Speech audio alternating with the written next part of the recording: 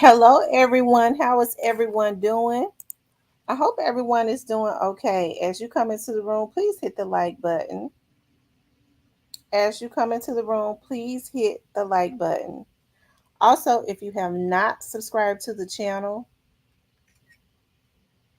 finally got it to work. Please subscribe to the channel. How is everybody doing tonight? How is everyone doing tonight? I'm going to give some more people the opportunity to come into the room.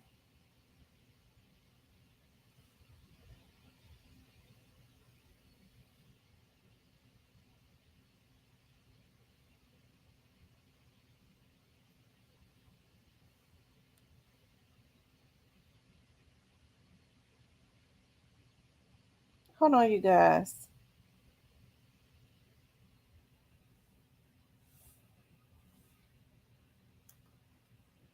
Hold on one second. I am trying to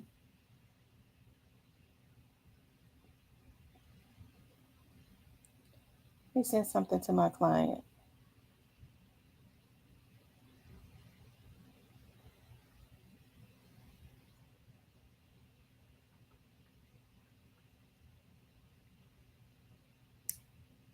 I don't like for somebody to try to be difficult with me.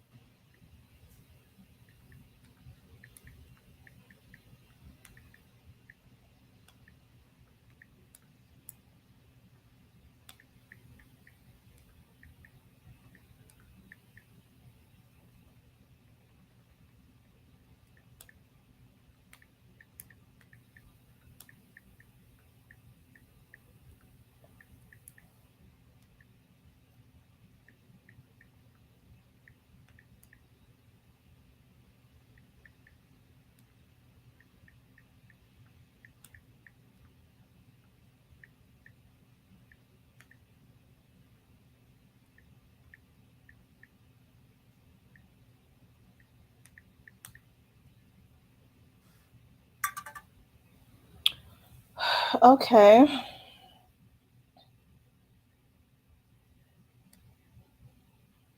How's everybody doing tonight?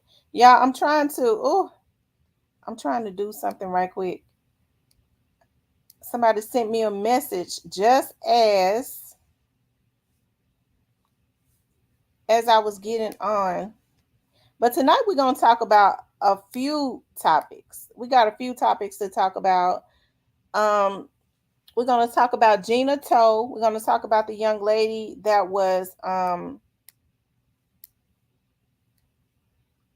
going to talk about the young lady that was stabbed to death, the mother of six, and we're going to talk about young Dolph's case. We're just going to talk about young Dolph in general, right? Okay, because there are really no updates on his case. There are really no updates, but we're going to talk about that in general. But as y'all come into the room, please hit the like button. And the reason why I like to talk about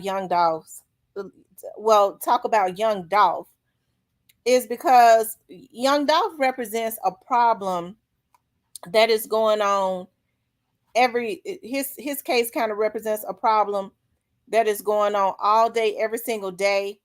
And as far as people just being gunned down for nothing, how grimy our people are, a lot of the things that has happened in the young Dolph's case has really it has really shined a spotlight on some things that have been happening way before that we just kind of passively,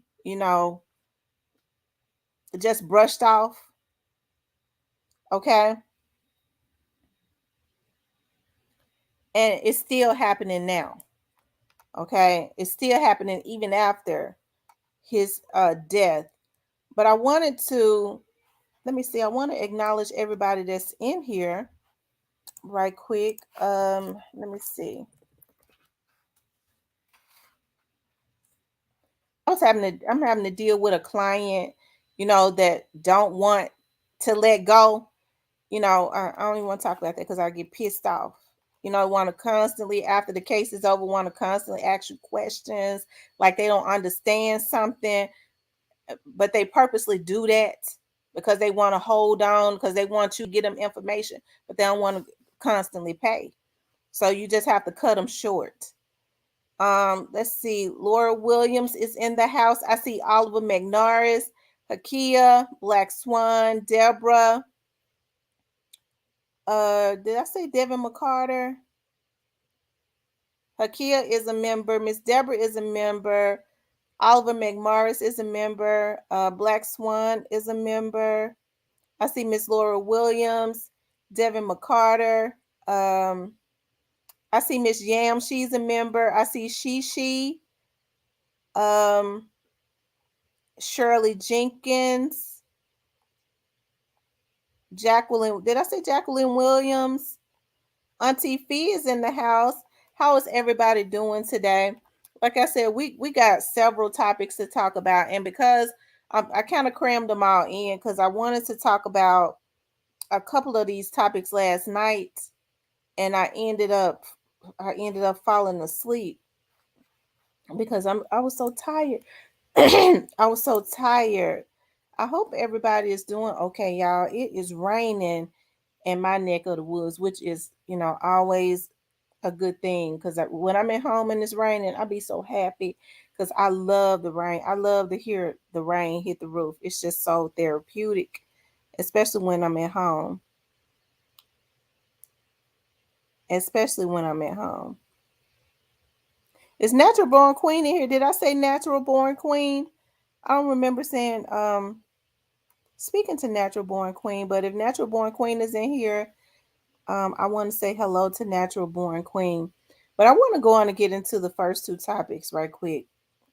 And then y'all know we're going to end it with talking about this young dog situation. Um, we're going to talk about this young dog situation. Um, yeah. Now, Gina Gina Tew, I think that's what they call it. Gina Tew. Hey, Dima. Hey, Joy Loves God. I see my people still coming in. Dima and Joy Loves God are members. Dima is a moderator. Um, Gina Tew is a Instagram model who recently she claims she recently found out she had AIDS, right? And I can't dispute that because I don't know. She's been linked with several celebrities and things of that nature. And one of the reasons that I wanted to talk about this is because I have been saying for the longest since COVID had hit, like nobody was talking about HIV and AIDS. And the numbers were quietly, consistently going up, right? And nobody was talking about it because everybody was so focused on COVID when HIV and AIDS is um, still um, a epidemic, real in the community, especially in our community, right? And I was reading probably a few months ago that um you that the HIV and AIDS numbers had gone up with men between 55 and 65. I kid you not, I read this because and so many men around that age bracket, more and more of those men was taking AIDS and HIV and AIDS home to their wives because they was tricking off on these young girls and not using condoms. So the numbers had quietly risen, but everybody was so focused on COVID that there has not really been any attention brought to HIV and AIDS.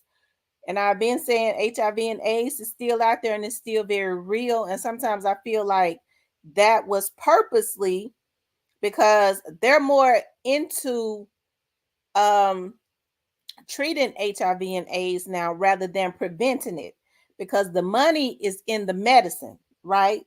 You know what they say? The money is in the medicine. So, and that's as it relates to any of these sicknesses, cancer, diabetes, uh, any of it. The money is in the medicine. So they never really want to cure you. They just want to treat you. That's how it is in the United States, unfortunately. You don't see that a whole lot in other countries other than the United States, which is a capitalist country that is full of rotten people, right? Especially um, a lot of the rotten leaders that we continuously elect. But Gina Tew, I think her name is, I think they pronounce it Tew, has been leaked to. They said Chris Brown, um, um, Nick Cannon,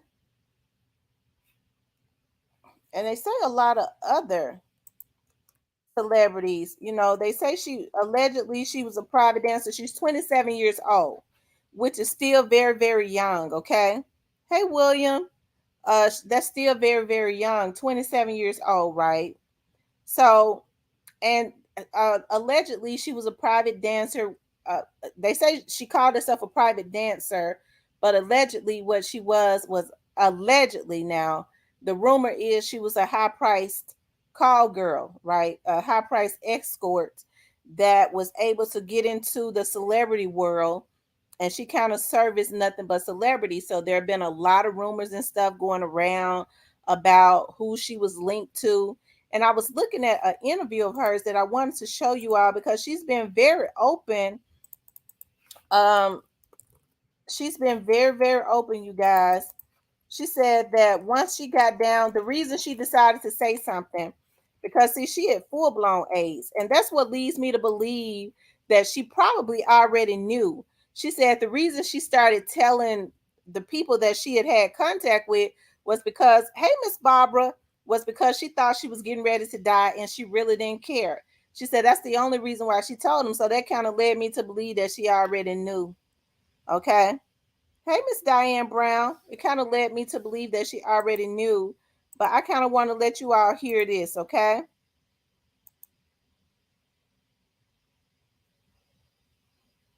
Bathroom, I was running headfirst in the wall. Hold on. Noticing something was wrong with me. Immediately, I started losing mobility in my legs, and I couldn't make it to the bathroom. I was running headfirst into walls because I just couldn't control myself. Um, and I lost issues with my bowels. Like I started just going whenever, wherever, and so when I went to the hospital and stuff, and when they found out and told me about it, just within like 2 weeks, not even, I couldn't walk anymore from being like bedridden. And so that I still can't walk. I'm still trying to gain muscle in my legs to be able to stand because I still need help standing. Um, and with that, I've had to take medicines, and some of the medicines caused me to go blind in my left eye. So I no longer have vision there, and I got a disease from AIDS in my eyes. So it's been a real big struggle, but I'm doing the best I can. I'm trying to fight it, going to my doctor's appointments like I'm supposed to, doing therapy.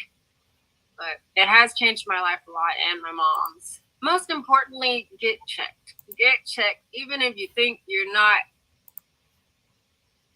don't have it, you might have it. Like I wasn't very knowledgeable in my health, and I was just running free, running with the wind, and I never felt sick. That was one of the big things. Everyone's like, you didn't feel any symptoms? You never went to the doctor? I'm like, no. And then, I lived in New York, and when there were storms and stuff, and if I did get really sick, I just assumed I had like a cold from the snow. And I learned real quick. You feel something, go check it. Like, well, when I had to reach out to my exes, they didn't even tell me that I needed to, but I just felt it was necessary. And I don't have that many exes, believe it or not. So it wasn't very hard for me to let them know. They were very understanding, and they more felt bad for me than anything because they're actually okay. Honestly, when I even had the courage to tell them my mental state at the time, I kind of wasn't caring much anymore because I thought I was going to die. And it made it a little easier for me to just think, well, I will not have to be here for the backlash. which is horrible to think, but it did make it a little easier for me to tell them. But telling them, if anything, I've gotten more of the, oh my gosh, how are you? Are you okay? Do you need anything? It was more of that reaction than what I what I thought I was gonna get. I was thinking, oh Lord, they're gonna be mad at me. They're gonna yell and be like, oh, what about me? What if, and I got the total opposite reactions. So that's good to hear. It worked out. I knew in the back of my mind that I would have to tell people anyways, because if I even want to have any romantic relationship, they have to know. And I just was like, you know what? I'm just gonna tell everybody. And at the same time, I was also having thoughts of, well, if I don't make it, I want other people to know why. Like, this still happens, It's not just something that was in the 80s. It's still a thing. And here I was running around thinking I was fine and dandy. I did get tested, believe it or not, but I didn't know that I needed to specifically ask for HIV or AIDS tests. I thought an STD check was checking for all of that, but I was very wrong. Okay, you guys, y'all heard what she said, and you know, I think she kind of cleaned it up a little bit. Um, I think she kind of cleaned it up a little bit, but the rumor is that she was a industry, call girl, and she kind of serviced, and that's just a rumor, allegedly. Okay, she was that was a video, and I wish I could show it, of her when allegedly when Nick Cannon was married to Mariah, just was going through a divorce with Mariah. He was coming out of the hotel room with her. Now, I've read that she said, or she allegedly said, that she had probably had, HIV and AIDS now for a long, well, HIV for a long, long time. I was looking at a video of her, and she said she didn't know. I was looking at a video of her, and I want to show this. I can actually show this one from 5 years ago, and it was kind of scary. Um, yeah, let me show you. Next on Love Lust or Run. Wow. Thank you, Miss Diane. Seemed like one.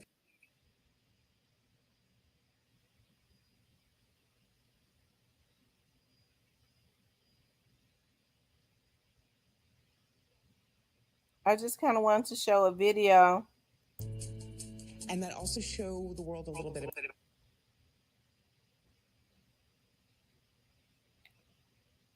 I mean, she's thin, anyways. being authentic to yourself. But that was her from 5 years ago. And what we already do. Yes. Okay, I just want. What can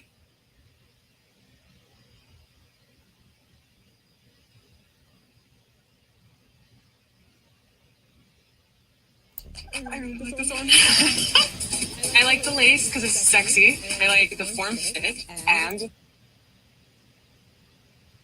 I mean, that's her. take a second, baby. Let's soak it all in. I don't know if I'm scared of myself. Just looking at her from 5 years ago, she's very petite, but she kind of looked like she was either sick or on something then, or she was malnutrition or something. It looked like something was wrong, 5 years ago. And the thing about it is, you guys, a lot of times, like as far as HIV, as far as AIDS, hello, Jeff. Hey, Jacqueline Williams. When you go to the doctors, and this is something that they started even years ago, even when I was pregnant.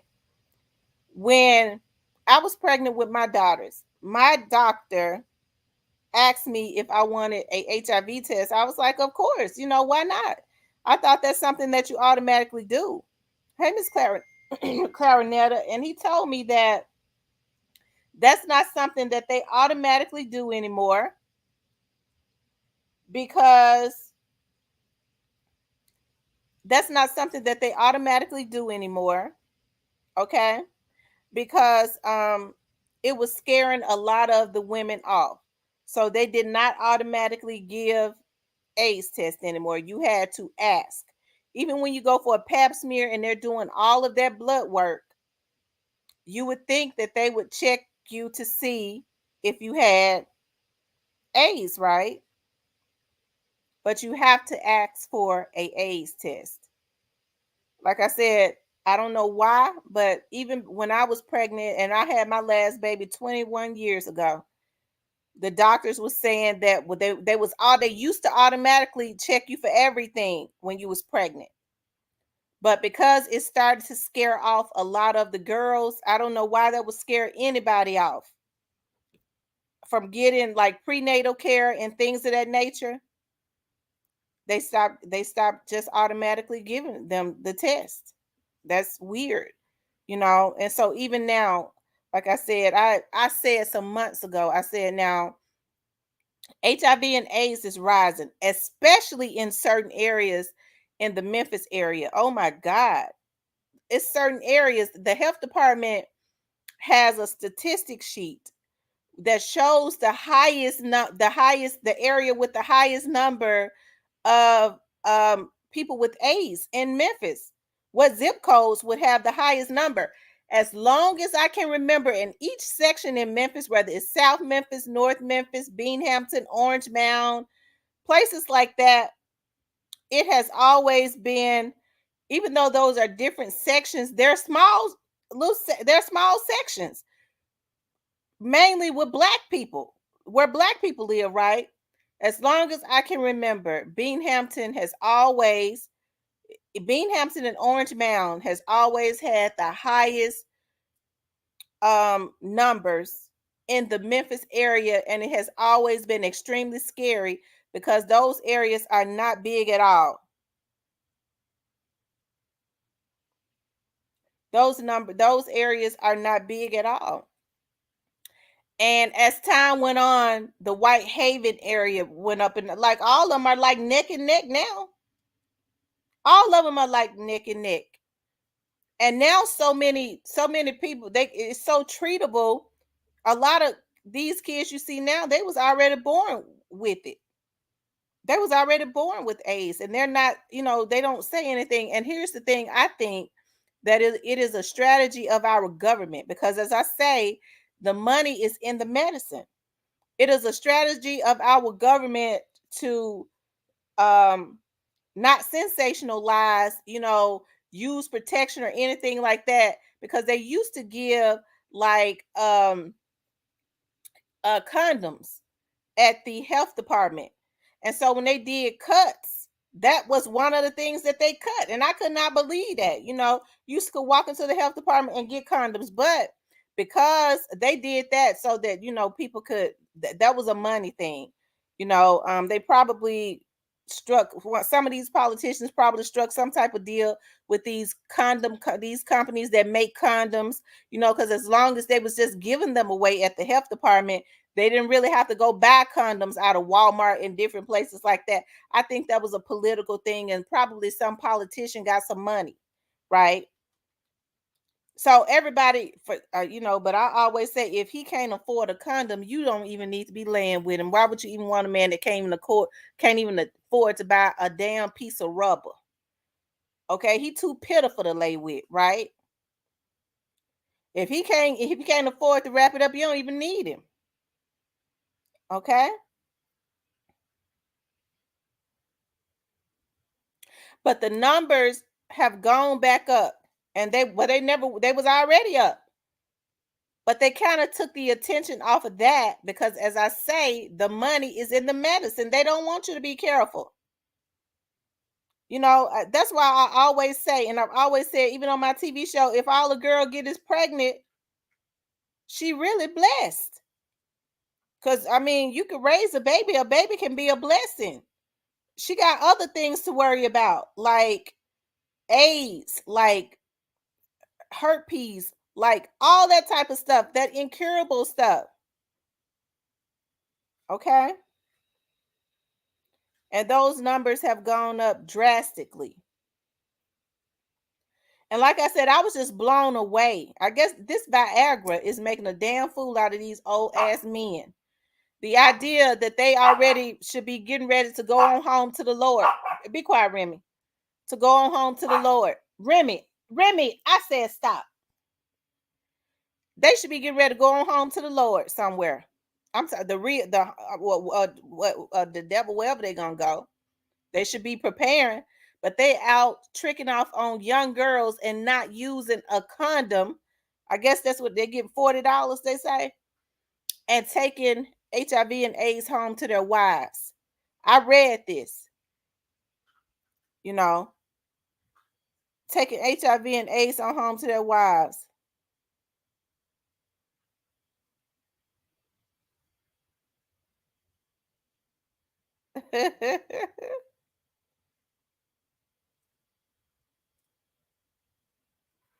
um, there's more money in the treatment.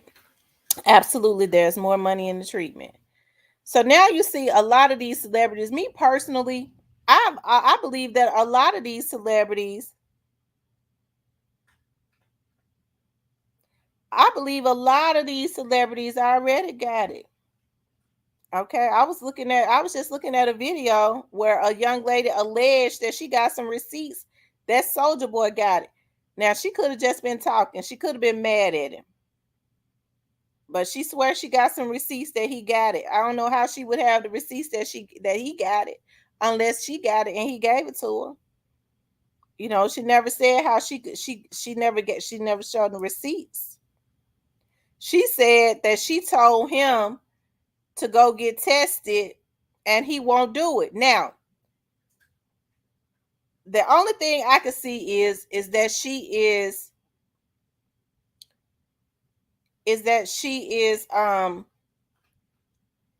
positive. Okay? Is that she is positive and that she told him to go get tested and he wouldn't do it. KB says no, Soldier Boy does have it.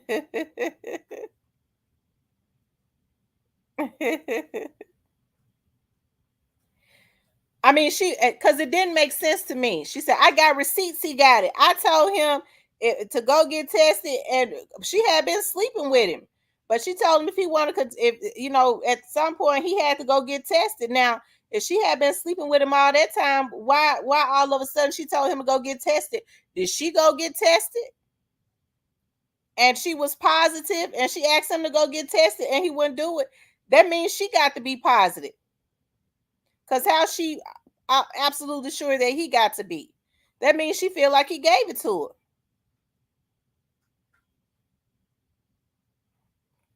That's got to be what it was.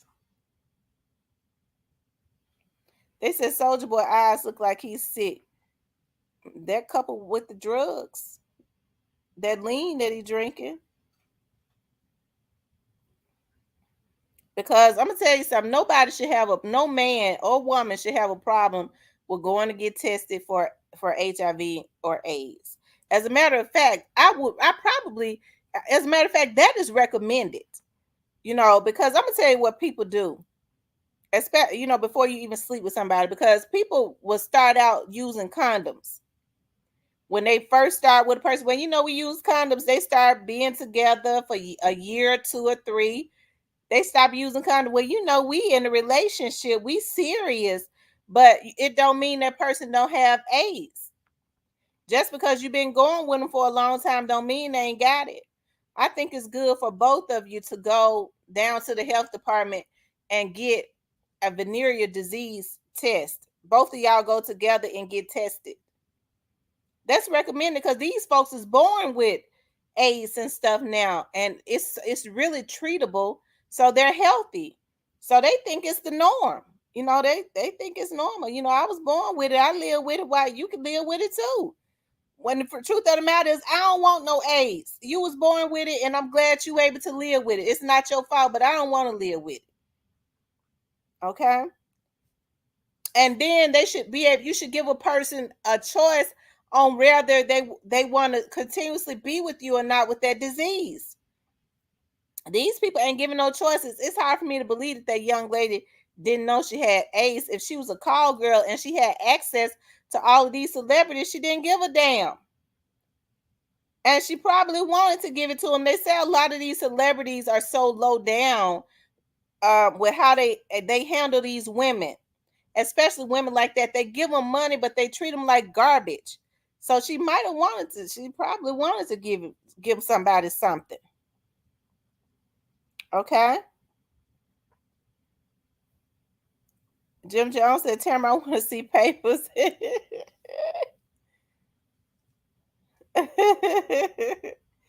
Two Pistols says, hello, everyone. I'm sorry. Hey, Two Pistols. Hey, Jim Jones. I saw Republic Rat in here. A lot of these celebs drink and drugs, and some got diseases and acting like they want to spread that nonsense. Right? It's a lot of them got AIDS. Magic Johnson ain't the only one. You know, I long read that Magic Johnson contracted HIV, and now they say he ain't got it no more. He had the money to make it go undetectable, or if he could get cured, that means that they've been had the cure anyways. That's why they killed Dr. Sabi. But Magic Johnson got it from all them swing parties with the men, and I can't believe it. A lot of those celebrities got it. Look at Charlie Sheen. Now Charlie Sheen had AIDS all this time, and he's such a narcissist that when he finally came out, because somebody had been blackmailing him and extorting him for years, and he got tired of being extorted. They still got him in movies and stuff. Folks do anything for a little change, slobbing and kissing all over women. But this man and gave AIDS to some of everybody.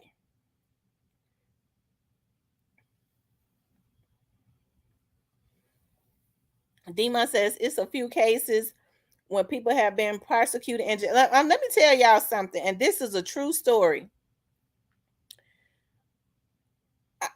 Now, I told you I had worked for the sheriff's office. Whenever they would do a sting, I kid you not, whenever they would do a sting, they would go and like organized crime unit. That's Vice and Narcotics and organized crime unit are together. That's a unit that do stings for drugs, prostitution, and things of that nature. So they would always do a sting where they would go and arrest all of the prostitutes that was on the streets and all of the Johns, that they caught trying to pick them up. And they would bring in a lot of, because the chief's office was housed at 201 Poplar. That's the male's jail. Okay. The women's jail is at Jail East out in East Memphis, right? So whenever there would be a truck to come in with organized crime, it would be a whole lot of male prostitutes that was out there that were dressed like women. The majority of them, they were really pretty too. They dressed like women. The majority of them would be, when they would come in, they would be charged with aggravated prostitution. They were standing out there on the corner. Their clientele mostly was married men. And aggravated prostitution is a person that has HIV or AIDS and know that they have HIV and AIDS, and they're out there prostituting. So that is a felony. So they would charge them with aggravated prostitution. So those, they would do, to me, the time that they was doing was not long enough, because they was out there, they would just get out and go right back out there to the corner and hope to not get caught. Okay. And they would brag about what their men did for them, because when they would have their purses and stuff, when they got arrested, they had to put their purses and stuff in property. When they would go get their purses and stuff out of property, they had real Louis Vuitton bags. They had all kinds of Chanel purses. They had all kinds of Chanel, some of everything. Them married men was taking care of them better than they would have ever took care of their wife. They wouldn't have bought their wife no $2,000 bag. But they was out there buying a male prostitute a $2,000 bag that had AIDS. Okay.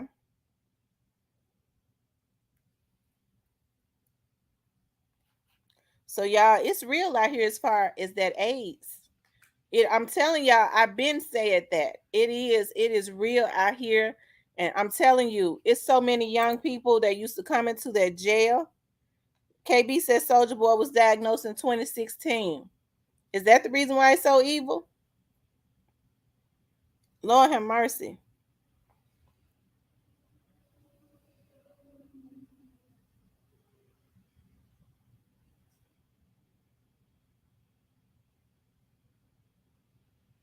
Wow.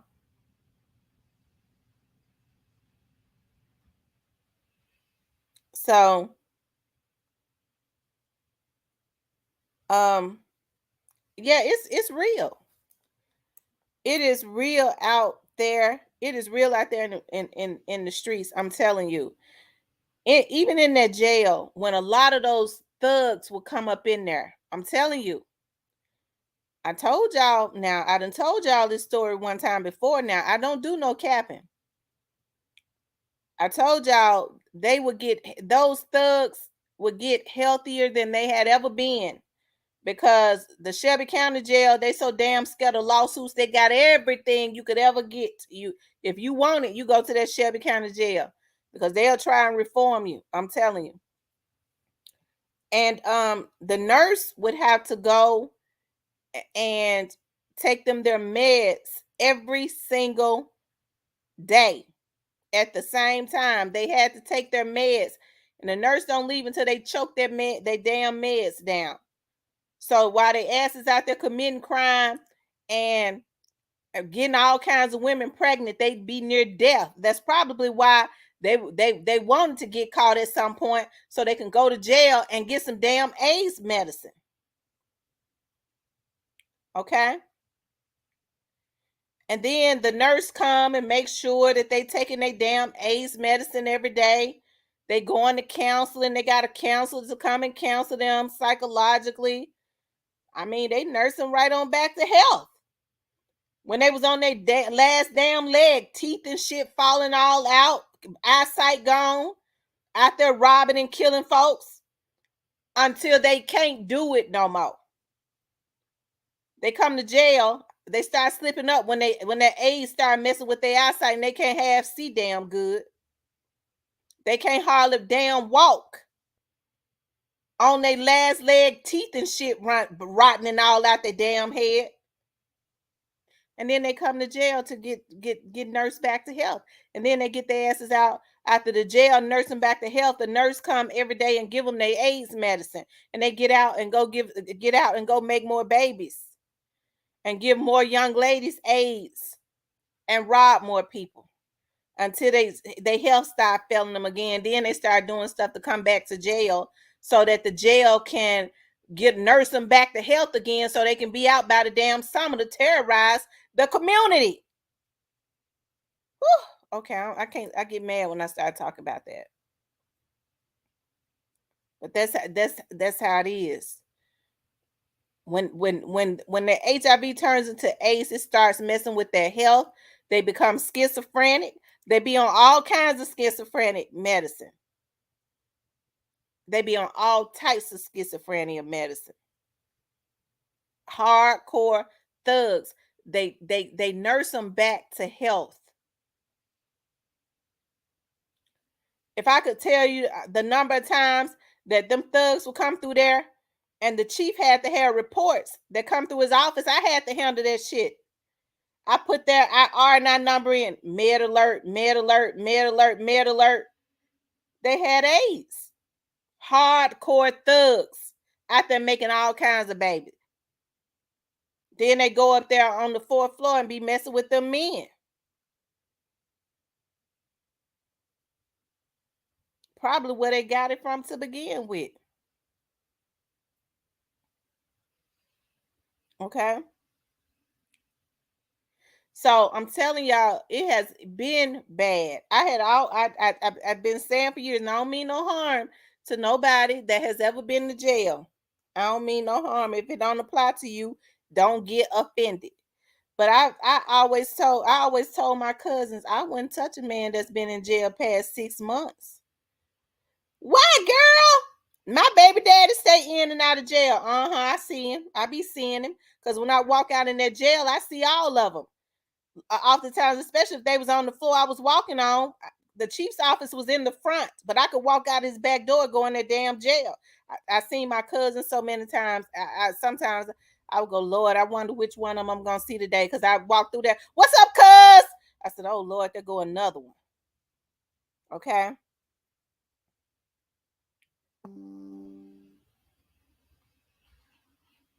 Yeah, a lot of it comes from dudes who been down the road and getting it in there and coming out and telling that girl they gay and spreading it.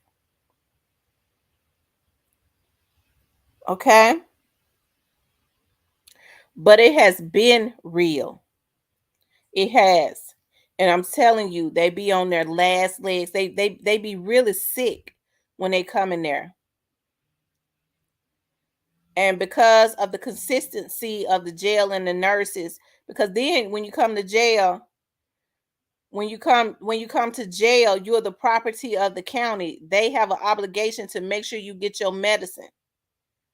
So that nurse would go stand at that cell every single day, and you would see the transformation. Because I was in the chief's office, I could pull up on my computer every single pod on every single floor, because he had to be able to tap in to see what his officers was doing, his jailers, as well as see the inmates. So I was able to tap into that. You could see the transformation. Okay. And then, I mean, the AIDS didn't go nowhere. They just got out and had more babies and gave more girls AIDS. Once they got out of jail and start back robbing, they had the energy to be out there robbing and killing again. When they asses probably ought to been croaked. I'm being for real now. Because if you're gonna be out there terrorizing the community, I don't know why we as taxpayers got to nurse some damn body back to health that was a terrorist in a damn community.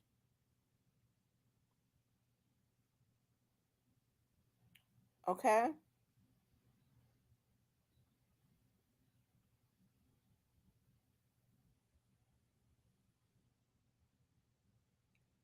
I'm telling you.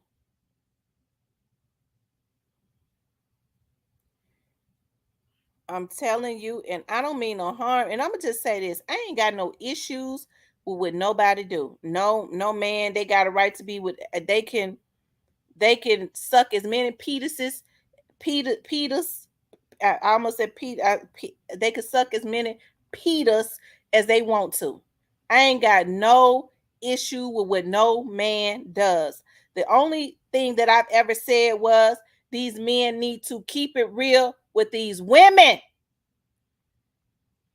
These men be out here beating these women and dogging them out because they don't really want to be with a damn woman. They want to be with a man, but they don't know how to live their truth. That's why I say live your truth and stop fooling these women. I'm talking about these thugs.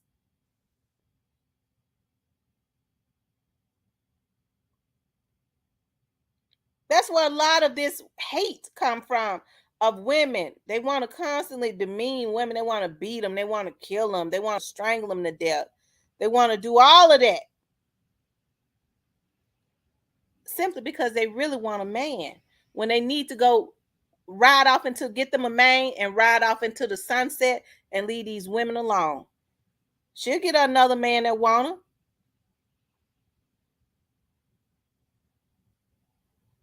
Okay.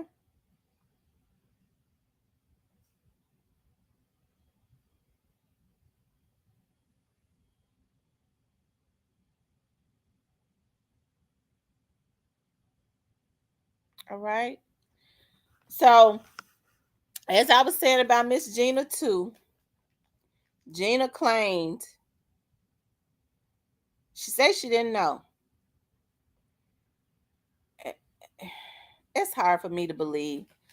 I'm gonna tell you something. When you start, especially when you are a young woman, when you start having issues, any issue, you get the coughing, or anything, because they say you don't, I don't have no symptoms. There's always something. When there's something different about your body, okay, when there's something different about your body,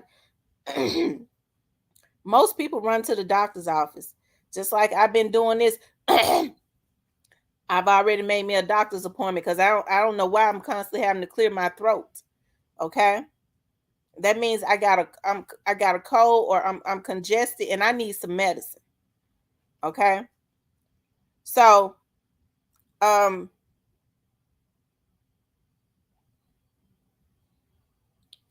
Eric Jackson says, I'm a counselor at a federal prison and been working there 20 years. You would be shocked of the gay for the state. Oh, I know. I'm telling you, I worked for the sheriff's office for 13 years. 13. Probably more. Okay? I know. See it every single day. You couldn't tell them girls nothing.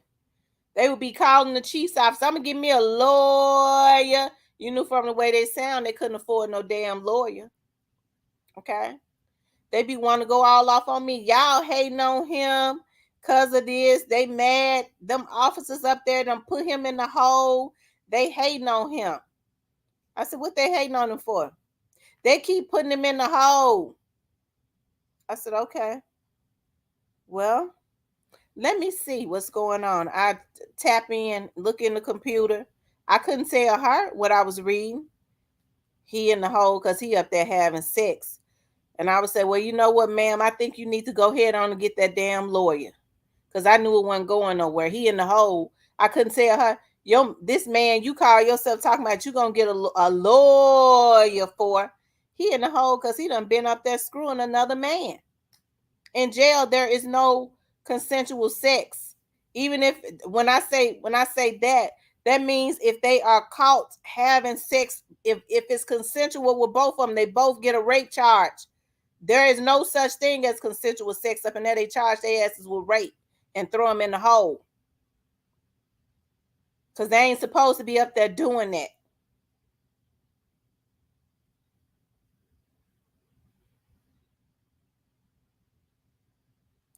That's right. Then they wives come down there with they 6-day old babies when she ought to be at home, or their girlfriends.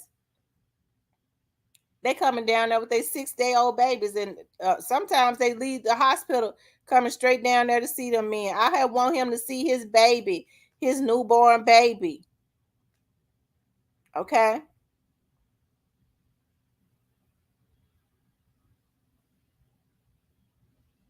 that's what they in the hole for. When they can't stay out the hole, that's right, Kim. When they can't stay out the hole, it's because they can't stay out the other hole. And they use women to be able to get money on their books and things of this and that, and things of that nature. That's what they do. And what these women need to understand is and here's another thing too. They take care of those men, they boyfriends and stuff when they in jail. That's why they want all their money on their books, because they can put money on another inmate book down there. They used to be able to do that when I worked there. So they could put money on somebody else's book, especially if they have an overload on their books. So we would get calls, they stealing his money. I said, they stealing his money when he giving his boyfriend money. He taking care of his man, buying him all kinds of noodles and shit with her money. Now she got all kinds of kids, and she keeping his books filled up with money, and she taking care of him and the boyfriend. Okay.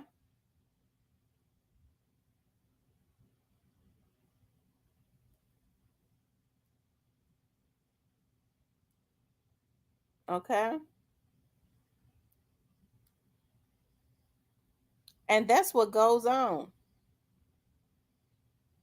And it's hard for me to believe that a lot of these, a lot of these people just ignore the signs. Okay, they just ignore the signs because your body always tell you when something ain't right.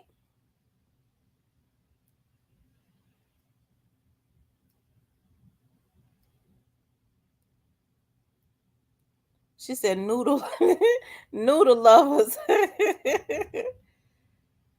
I'm so I can't fathom the same sex being attracted to one another. My mind don't can't compute like that. But I'm telling you, y'all, that's what goes on. And like I said, that's the reason why a lot of them they hate women. They want to abuse women. It ain't nothing that a woman could ever do that's right. They get these women and they try to almost kill them because they mad because she ain't got a tool. She's missing a tool between her legs. Okay, I don't care how many dildos she put in his booty. He want the real thing, and that's something that she can't produce. Okay, so he beats her and dogs her out instead of just living his truth and leaving that lady alone and telling her, listen here, I really I want a man. I can't continuously do this to you. But instead he trying to kill her because she can't be a man.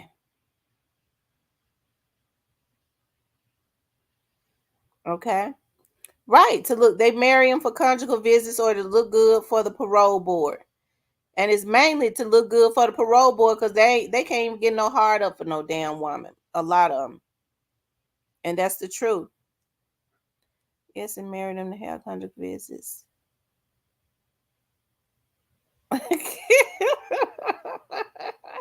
Player Coach said, "What I come in here on?"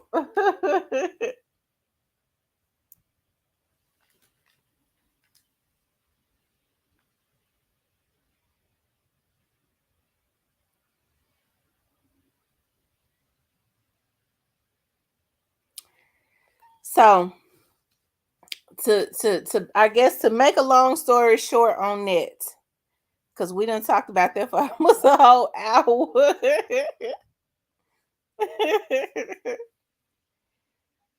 Child, I think that she was having her way in Hollywood, and I think she made her way around. Now, a lot of times now, just because they say now, just because you sleep with a person with AIDS, it don't mean that you're going to contract AIDS. Okay, so maybe some of them didn't. It depends on how weak their immune system is. So maybe some of them, that slept with them, maybe they was using condoms. Um,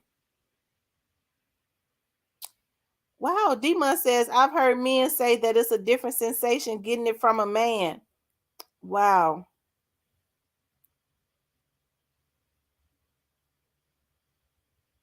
You know, I've always said, and I got to say this too.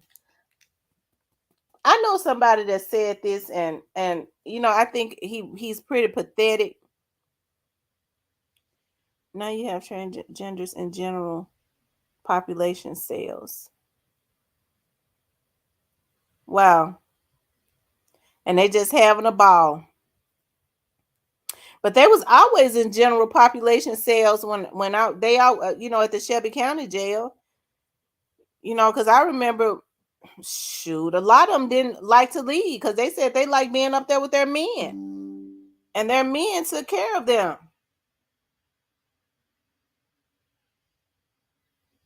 Okay,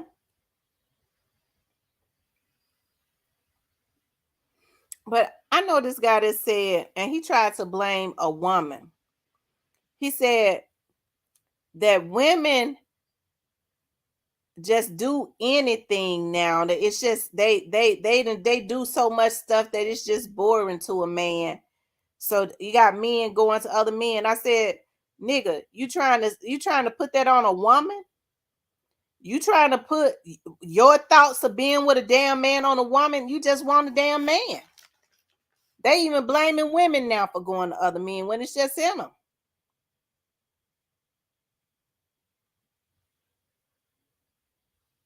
Now, me personally, I'm old fashioned. There are a lot of things I don't agree with. I feel like some of this stuff these men do. See, I think a lot of these, especially this younger generation, anything goes. They're not necessarily up on game about what a down low man looks like. I don't have no issues with gay people, period, because I have a gay cousin and I love him to death. I'll go to bat for him. I'll go to war with him. We was just all on vacation together. You do something to him and you're gonna see how I feel about him. I love him. Okay. But I have issues with these men that are on the down low. And see, a lot of these young ladies don't know, like I said, what down low looks like. Because I don't know real man want you playing with his booty. And I got to be real. I don't know no other way to put it. And so I used to be on Facebook all the time. I don't even be on Facebook no more. But I used to be on Facebook all the time, and I used to always go into these little rooms. These, when you scroll, you see they have these little rooms. Somebody started a room. I click on to see what they was talking about in there. I never forget. I saw where somebody had said in a room, "Is it gay if your man wants you to use a dildo on him?" I'm a woman and I don't fool with no dildos. If he got to use a dildo, and I know we're getting into something else, we're gonna go back right though to arouse me. That means I don't need him because he can't do nothing for me. Okay. But it was a younger generation, and I kind of, I wanted to see. It's a shame that so many young women in there were saying, no, it's not gay if you put a strap on for and it's your man. It's not gay. They don't even understand that no man, no straight man wants his woman wearing a strap on. They don't even like, they're not put up on game on the signs of anything. And it is sad that anything is kind of going now. I know somebody in the woods talking about what she talk about. She don't know what she talking about. She a dumb broad. All these men, we all like strap-ons. Not the ones I deal with don't. Okay? Okay? And I ain't got nothing against no man that like a strap on. Get your woman to strap on as many strap ons as you can handle. But what I'm saying is it's a shame that a lot of these young people are not up on game. Okay? That's not normal. Okay?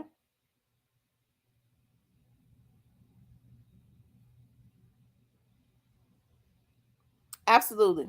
Black Swan says, I love them too, but don't want to be one or have one. I'm out of here if a man wants that from me. If he wants a strap on, I don't want him. He can take his strap, hit the slabs. Past summer, I did with real men who loves Kimmy's sweet Georgia peach baby. Okay? Okay? And that's the truth. Uh anyways, we kind of got into something else. I know some people in the bushes saying, "Oh my God, what are they talking about?" But it all goes into what we are talking about, right? It all goes into that. We was talking about HIV and AIDS and the reason that the AIDS rate is so high. We was talking about Miss Gina Tew, but we got into talking about the AIDS and the AIDS rate, and this is why. And then too, y'all, it is also, I feel like it is also engineered, to keep especially African American men going to jail. Now, I'm not trying to make any excuses for African American men because they asses know better than to be out doing crime. But if you make it a certain way, as far as things, when things are engineered and poverty and stuff like that, poverty ignites crime. They end up in jail. They jailing for 15, 20 years. Now, it's some strong men, I would imagine. But when they in there with those men for the rest of their life, they start doing things that they would not normally do. I believe. I think that's sad. It's anyways. We're gonna get on into talking about the mother of of the mother of 6 that was stabbed.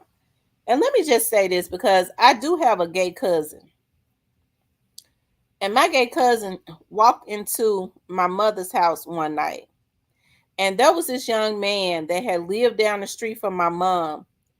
You know, I would see him out. I would see him down there with his girlfriend and stuff. I would see him. I go out to the mailbox. I speak to him. Knew his he had an adoptive mother, and he walked into my mother's house with him one night, and I almost fell back. I did not know he was scared to walk in that house with him.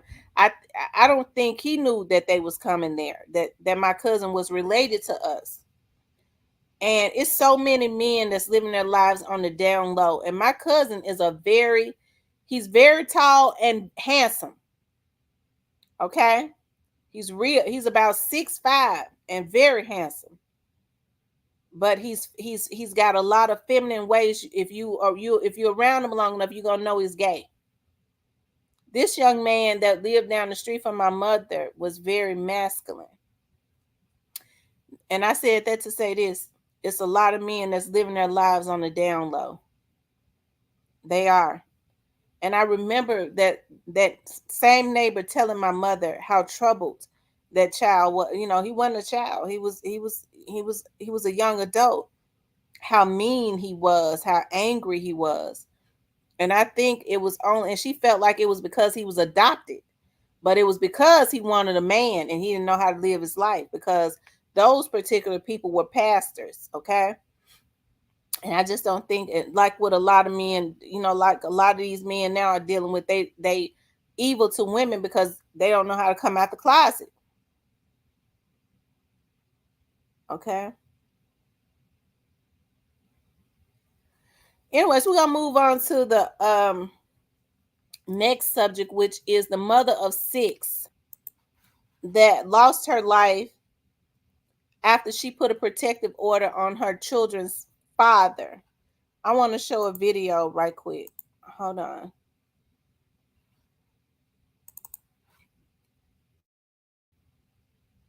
Tonight, Ashley Lockhart was found stabbed to death inside a van in West Philadelphia. Her fiancé, who she had a restraining order against, has been charged with her murder. A vigil was held tonight, and Eyewitness News reporter Alicia Roberts was in attendance. Alicia. Yuki, good evening to you. Ashley Lockhart is just the latest victim in a growing trend of violence against women. Tonight, out of respect for her children, her family asked us not to film a balloon release in her honor in its entirety. Green and white balloons painted the sky Monday night to honor a young life tragically cut short. Police found Ashley Lockhart with multiple stab wounds to the neck and arm, sitting in the passenger seat of a Honda Odyssey minivan shortly before 8:30 a.m. Saturday morning. The van was parked at the corner of 53rd and Chestnut Streets. Less than an hour later, 34-year-old Raymond Thompson turned himself in for his fiance's murder. Video shows Thompson walking into a convenience store before getting back into that van. We've stopped it before the attack. Sources say Thompson believed Lockhart was cheating on him. According to the district attorney's office, Lockhart had a protective order against Thompson, although the pair was living together. This particular victim obviously did the right thing. For some reason, she was back with this man in that particular van. I don't know the circumstances of that. I don't know why that was. But sadly enough, she's not going to be here to tell us what happened. Lockhart leaves behind 6 daughters. A fundraising page calls them her 6 charms. The oldest is 10, the youngest just 5 months. Philadelphia police data show crimes against women have been trending up. So far this year, 189 women have been murdered. That's double the number for 2018 in full. Thompson has been charged with murder tonight. He remains behind bars without bail. He is expected to return to court later this week. We're live outside police headquarters. Alicia Roberts, CBS 3 Eyewitness News. Alicia, thank you. Now, that's a shame before God. And I'm serious. And I used to do volunteer work, even though I had worked for the police. And that's what prompted me to do it, because working for the police department and seeing how many women was affected by domestic violence, it prompted me to go and do volunteer work at the YWCA.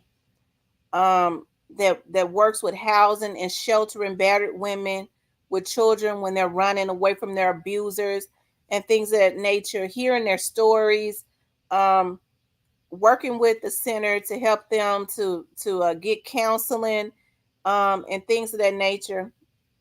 And what I found was, in working doing volunteer work at that center, a lot of the women, and it's only because the YWCA at that time would only house you for 30 days, and then you had to find other, um you had to go somewhere else. Okay, you had to make other arrangements. And so what happened was, the victim usually always went back to the victimizer. A lot of people ask, well, why did she go back?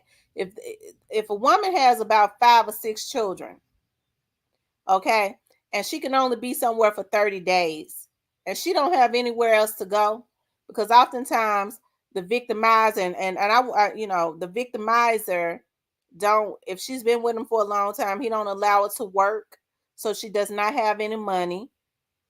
She does not have any means of taking care of the children. They kind of strip them of everything, of survival skills, anything. They don't know how to pay bills. He kind of controls everything so that she can always be dependent upon him, and he kind of handicaps her, so it'd be hard for her to just leave him, right? And if she has nobody else to go to, what is she going to do?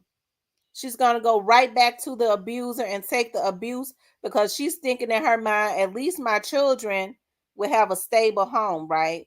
But in this situation, this Negro right here is sick on so many levels. And I've done quite a few videos on abuse and things of that nature.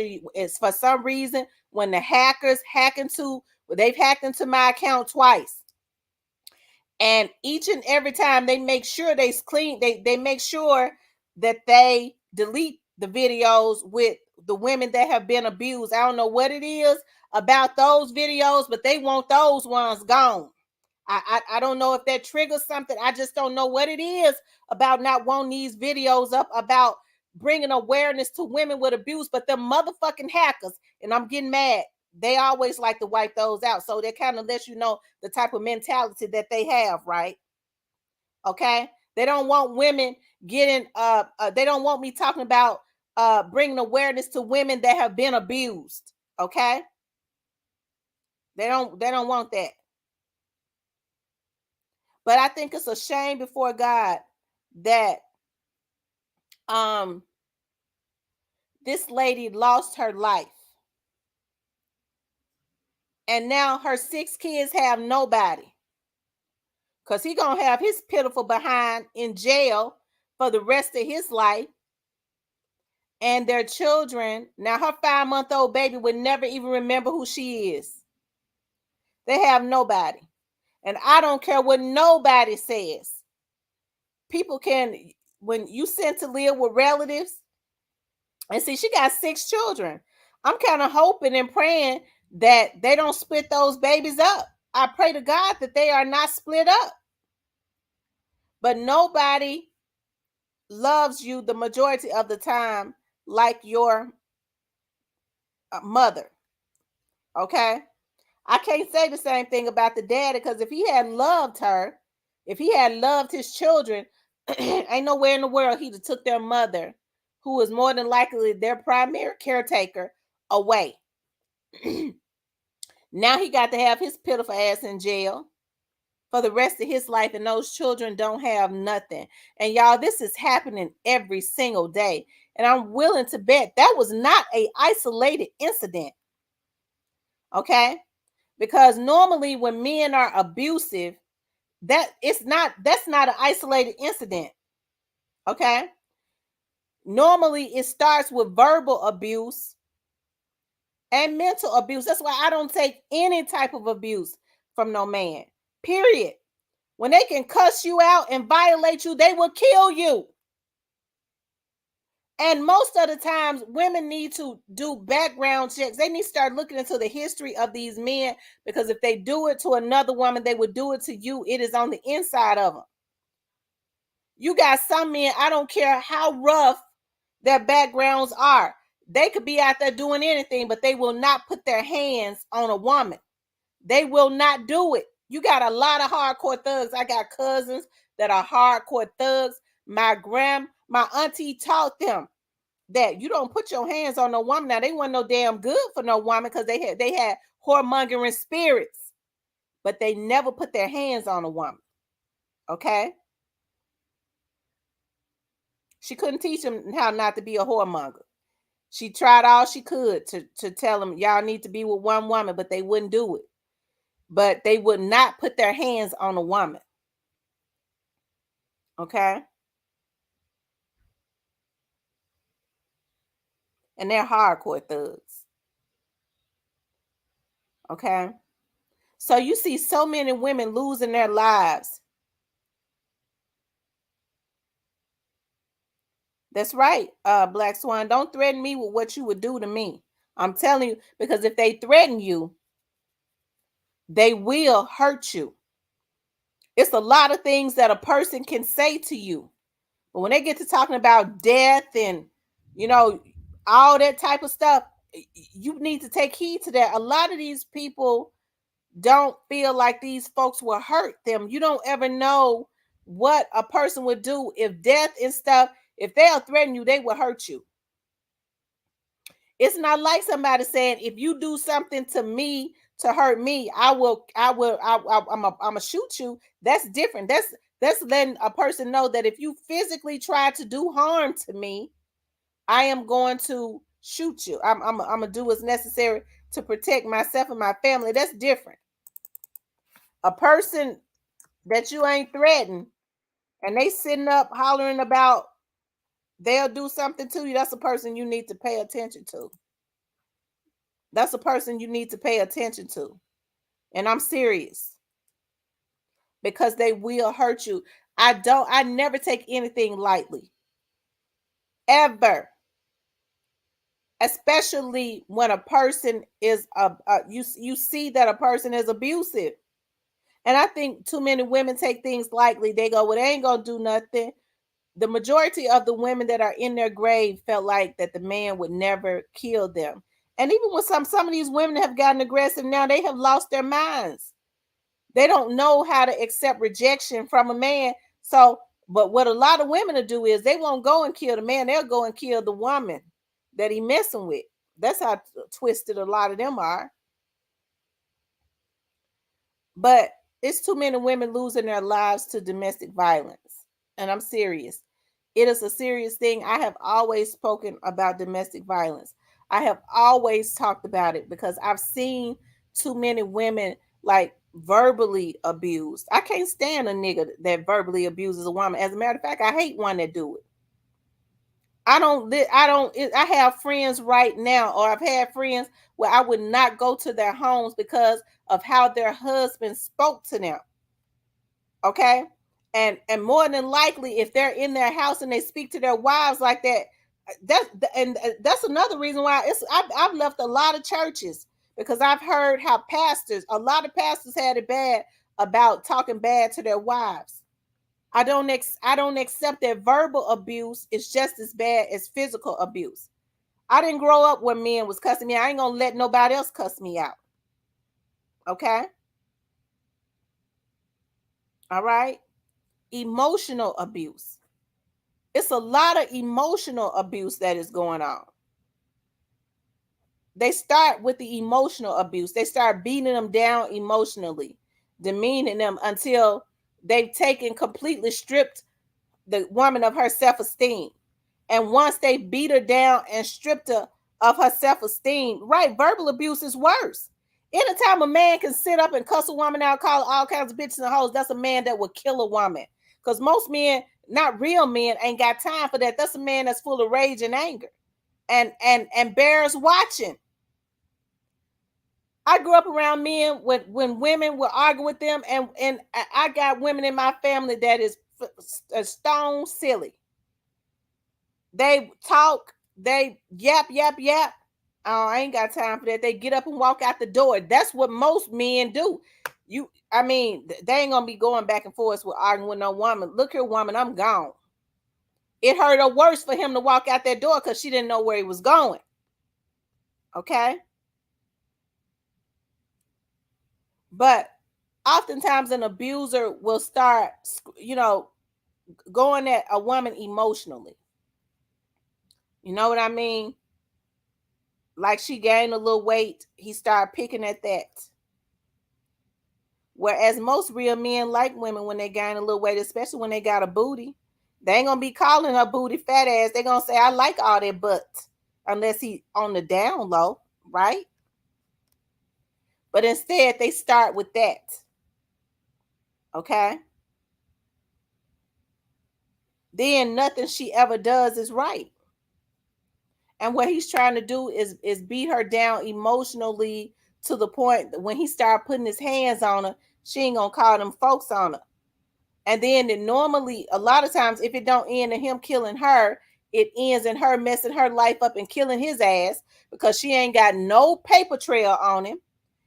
And she end up getting scared to the point one night where she kills him. And then all this damn family with they no good ass is going to show up in court talking about what a good damn son he was when he didn't he was beating that woman every damn night and they knew it. I had a good son. He went to work every day. But she ain't got no paper trail on him. So when she go before the judge after she done killed him, the judge gonna say, "What? We don't see where 911 was ever called out to your house. We don't see where you have any paper trails of him doing nothing to you, and give her life in prison." And that's sad. When that man was beating that woman every night, he just beat her so bad one night that she had to kill him. That's why I always say when there is a abuser, you put a paper trail on him. Get away from him. Better yet, get away. And if you ain't around them, if they come to you trying to abuse you in any way, you get some paperwork on them. I don't play that. No woman should be abused by any man, whether she know him or not. It's laws against it. Verbal abuse, mental abuse, or physical abuse or threats. That's worthy of paperwork and a paper trail. Okay? That's right. Protect your children. Because a lot of times when these women have children, and these children, some of those children, especially the oldest one, is not that man's. If they have a son that's getting bigger, that man starts working on that son because he know as that boy get older, he gonna grow up and whoop his ass for what he doing to his mama. So he always starts on trying to intimidate that boy and turning that mama against that boy to make that boy leave that house because he can't have that boy rising up and whooping his ass or shooting him for beating on his mama. So they always, especially if it's not his son, as that boy get older, he gonna always dog that boy out to try to intimidate him until he can't no more. That's why I say these women don't need to have their children around these abusive men. Okay? David says, I had narcissistic, crazy stepdad growing up, so I had to master the art of mind games, and trust me, nice guys finish first in the end. Okay? Kim says, verbal and emotional are definitely tied. Absolutely. Verbal and emotional. And so many women answers to men calling them all out of their names. There's nothing normal about that. There is nothing normal about that. And there are things that could be done about that. I'm telling you. Did you see the ICU nurse? And I'm going to start getting people on here. And I keep saying it, but I keep forgetting to touch bases because I be busy with a lot of, it's a lot of people I want to go on here, but especially as it relates to abuse. Because a lot of times people think that they can say what they want to say. Oh, it's freedom of speech. I can say what I want to say to you. No, you can't. You can't verbally abuse me. It's laws against that. You have to know, you just have to know the laws, right? You have to know how to use them. And I want to get people on here so that people can be educated. You don't take abuse from nobody.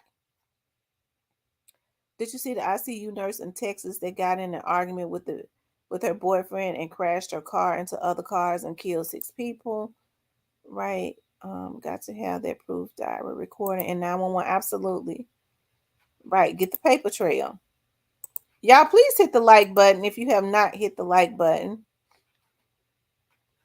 The man just won't leave because he has nowhere to go. The woman is the breadwinner, and they want to beat us sad as hell. Absolutely. That's so true, Hakia. Y'all, please hit the like button if you have not hit the like button. I would gladly do time in jail if it was because I want to protect my children. Absolutely. It would take a toll on your body too later in life, in your health. Right, because these men be beating these women like they are other men. First of all, they ain't gonna they don't even be want no confrontation with no man. They'll go at a woman because they feel like she's easier. A man can do whatever they want to, say whatever they want to. They're not gonna say nothing to him. But they'll go at a woman. And that's why you have to put things in place to let people know. Sometimes attorney's fees might be expensive, but they could do a lot for you. They know the law. Go down there to that police department and file paperwork on people. It's harassment. Nobody has the right to violate you, boyfriend or not. Nobody has that right. And I don't understand where people get off being comfortable with trying to violate other people just because they mad at them. I don't like you, I'm going to violate you. No, you're not going to violate me. But the same verbal abuse that they would try to put up on a woman because they feel like she weaker, they feel like we're going to shame her, the same slander and verbal abuse they would never do to a man. And the man could handle him worse. These are abusers. When they're used to abusing women, it comes as second nature. That's why I say you have to check their history, because if they do it to one woman, ladies, they will do it to you and they will kill you. You can't get involved with nobody and they have a history of beating women, because if you have any strength in you, it's going to anger them and they will end up taking you out.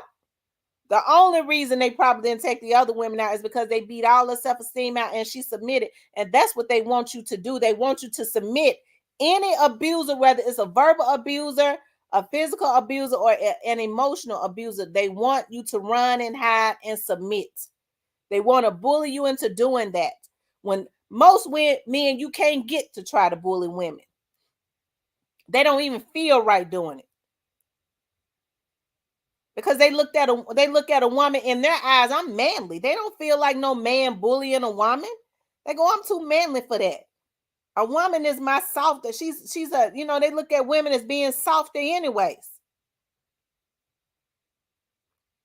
So they feeling like, well, she can't really stand toe to toe to me physically, because by nature men are physically stronger than women. So a real man, it don't make him feel good to go up against no woman. Now, if he went up against another man and he won, it'll boost his ego.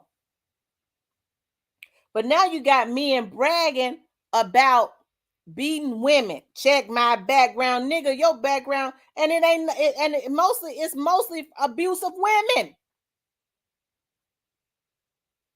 How can you brag about having nothing but a history of hurting women? Okay. And so I think a lot of these women make mistakes when they consistently allow these men to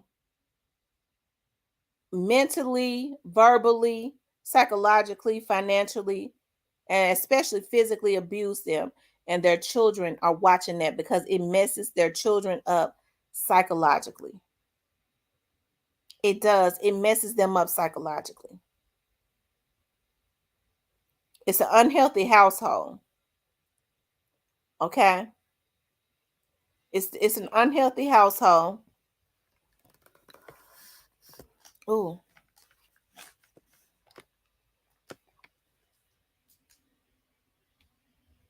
Deborah says most men won't say anything about the abuse. Most women, no, most women won't say anything about the abuse because oftentimes they are ashamed of the abuse. It's because they are ashamed, not because sometimes they are in fear, but oftentimes it is because they are ashamed. They don't want to say anything. Okay. They want to save face. They don't want for people to know that their husbands or their men are abusing them. They don't want anybody to know that. Okay. So they don't say anything. Yeah, if y'all only knew how many rich women get abused and they don't say anything because their husbands are professionals and they want to try to save face.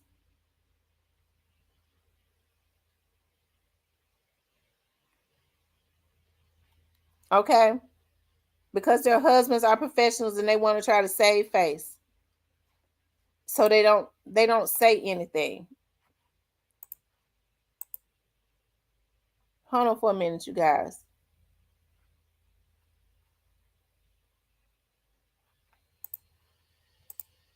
And so they take that abuse for all those years, y'all.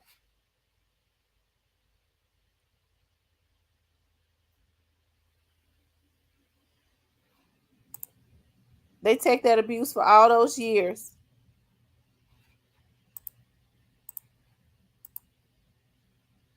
Because they want people to think that they're living like the fairy tale life. Okay? No, you can't change an abuser. That's true, Maxie, Kawana. That is so true. A man is physically automatically stronger than a woman physically because our bodies are built differently. That's why I can't understand why men put their hands on women. I know sometimes a woman will be aggressive and hit a man, but what he needs to do is he needs to leave. He shouldn't be getting abused either. If she's abusing him, he needs to leave. But what we see, as in the case with this young lady with the 6 children, this man just thought he was cheating on her.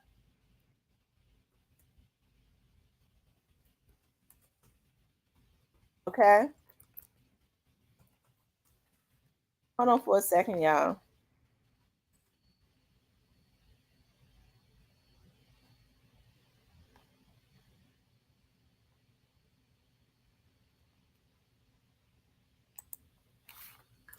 Hold on.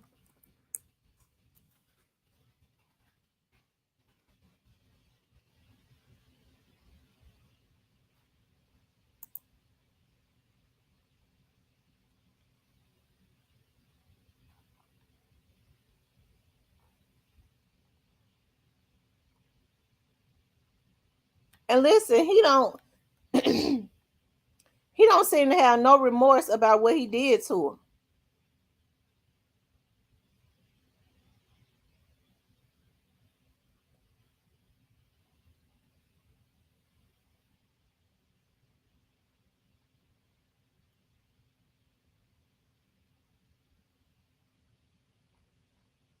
And he killed her. She was found in a minivan. He stabbed her in her car. Lord have mercy. Hold on, guys. I'm trying to pull this up for y'all.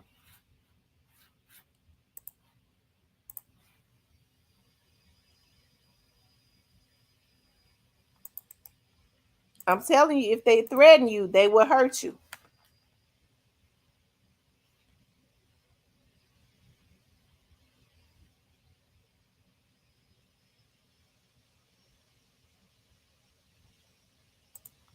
Okay, hold on, you guys. I want to show this to y'all.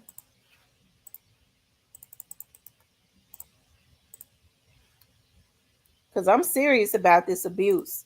I'm dead serious.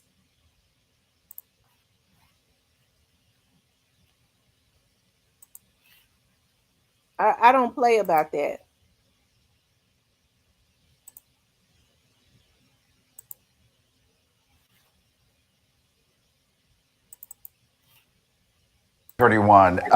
We've been telling you that this vigil was held last night for a mother of 6 who was stabbed to death on Saturday morning. Just 34 years old. Her name, Ashley Lockhart, was found in her minivan. She had been stabbed on Saturday on the 5300 block of Chestnut Street. Hours later, police charged 34-year-old Raymond Thompson, the father of her children, her longtime partner. There he is before this incident occurred. She did have a protection from abuse order against him, but as so often the case, he's the father of her 6 children. They still lived together and still spent time. Pastor William Brownlee is here, senior pastor of Emmanuel Christian Center over in West Philadelphia, Ashley's first cousin. Thanks for coming in. Thank you for having me. I know it's tough. Yeah. I cannot believe you and I are sitting next to each other 48 hours after you and I were together in a park in Germantown on Saturday at an anti-violence gathering, a community day. It was such a beautiful day. You got up and spoke about what we can do about gun violence and just violence in general in our city. And you walk off the stage and get a call, right? Yes, sir. And what were you told? That my cousin was murdered. He was found murdered in a van, which was very tragic to me. I was shocked. I'm like, wait, what? Not my cousin, not Ashley, because her knowing that she's loved by everyone, it was a very tragic news. She loved everybody. I mean, she loved Raymond. She loved him profoundly. She loved the man who killed her? Mike, oftentimes love says, I love you, even if you don't have the capacity to love me back. So she was an unconditional love. And one thing about her, she fought for him. And she was the one who loved her children.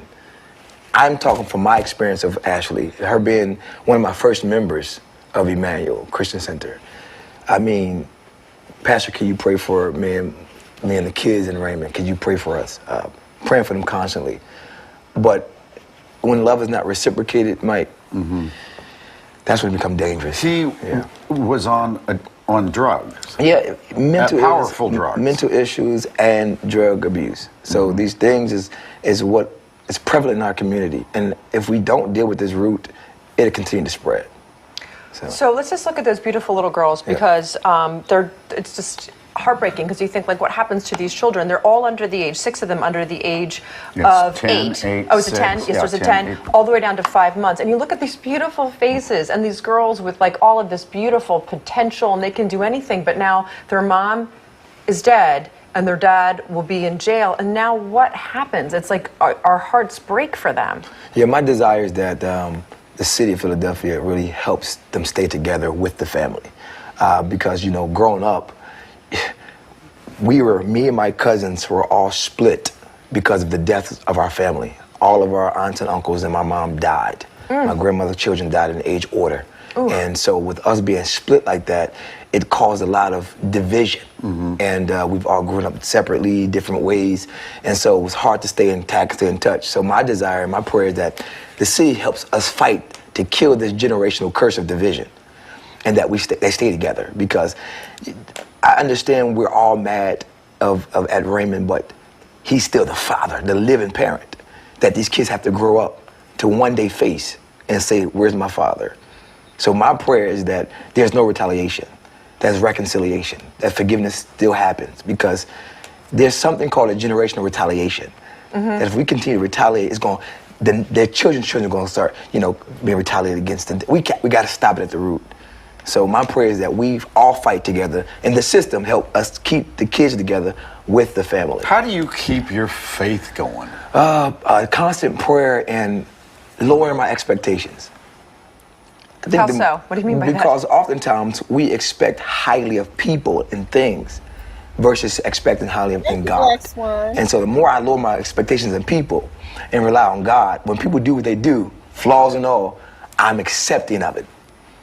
See, it's the difference between acceptance and expectation. I learned how to accept what comes and expect less or what I desire from people. So my prayer and faith is in God. That's how I keep my faith, Mike. Yeah. It's also such a cautionary tale because there's so many women that are in that same circumstance. You love your abuser, and it's very complicated, and love is very complicated. And sometimes, you know, if they really love you, they shouldn't also hurt you. But there's many different layers there that's going on. Maybe they're to keep the family stable or whatever the situation is, and it can be so hard to get out. What would you want other women to hear that are in this situation that know this is like, you know, what do you want to tell them? To see the signs. To see the signs, and I think that. And what we have at our church is domestic violence abuse ministries. We have to be able to bring awareness to these signs. And I think that we suffer for the lack of knowledge. If we don't, as a community, bring these signs, then guess what? We'll stay with expectation. Well, he had a lot of signs. Yes. Wasn't he 26 prior arrests? Sometimes you know someone's a bad guy, but you still love him. I mean, women, you know, a lot of people love bad guys, dangerous, this, that. It's like it's really complicated. And it's not like she did not try to get out of it because the PFA was there. Right. And my thing is, the city has to come up with a plan to have some funding just for PFAs. In other words, have people on call to respond quickly to PFAs like we do for urgent matters, because now even the process to get a PFA is crazy. So you want us to comply with the PFA, but there's not really much urgency with this PFA. We have to do something. There has to be a better, and every district should have a response team for PFAs. And also, so what always typically happens is the abuser's like, oh, I love you, honey. I'm never going to do it again. I promise you, I love you. Look at all our babies. And so it's like, it's a protection from abuse order. So they always say a piece of paper is not going to protect you. So a lot of times it's up to the prosecutors to prosecute the case, even if the victim drops the charges, which is what we constantly see. So while we pray to her, we pray for the girls and for you and everybody. Where's Emmanuel? 5913 Chestnut Street. Oh, I just drove by there the other day. I know exactly where you are. Yeah, absolutely. Keep doing good work. Thank and you, we're so sorry. Right. Oh, but there's a GoFundMe? Yes, there's a GoFundMe, and I did send it to you guys. Yeah. It's under Lakeisha. There it is right there. Yep. So obviously we got to help these little girls because they got a whole long lives ahead of them. So if you can help them out, please do. There's the information. And then we have the best viewers out there because it breaks your heart. Thank you so much. Do. Donating right now as we watch it. Okay. Thank you, Pastor. Thank you so much. I'm definitely going to donate. Wow. That's extremely touching. And that is the result of abuse. And if you listened to her cousin, he said that she always said, pray for him. He had mental issues and he was on drugs. So this was not, I told you, it what more than likely wasn't an isolated incident. This was an ongoing situation. And this is the result of what happens when you brush off abuse from abusers.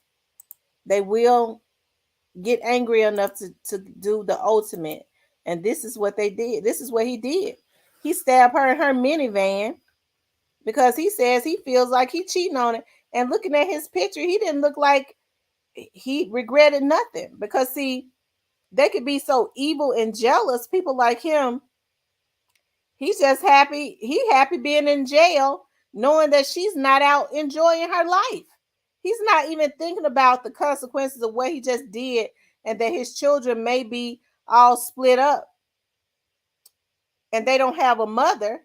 He just in jail happy that she's no longer here with us and she can't be with another man and be happy because his crackhead ass couldn't make her happy.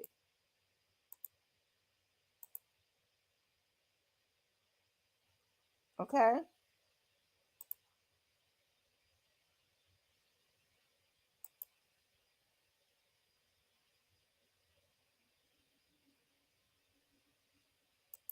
That's right, Davy.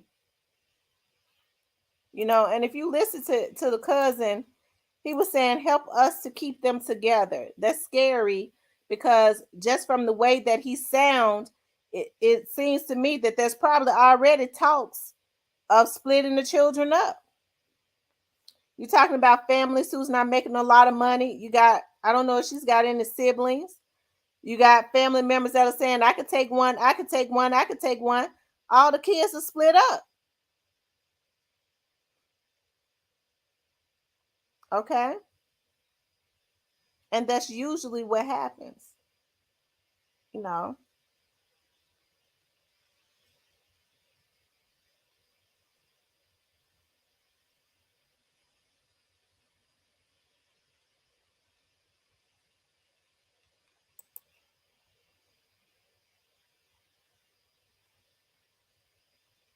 And he had mental issues.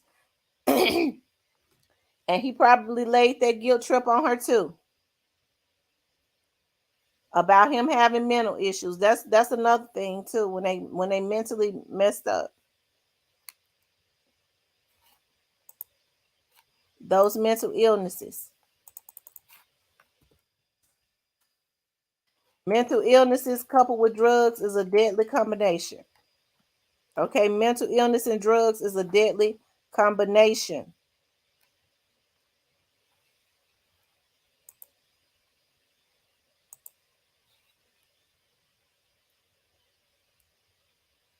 Okay. Black Swan says women oftentimes mistake jealousy for love. That is so true. They think that it's cute when a man is jealous. When you ought to be scared of their ass when they jealous. Hold on, y'all.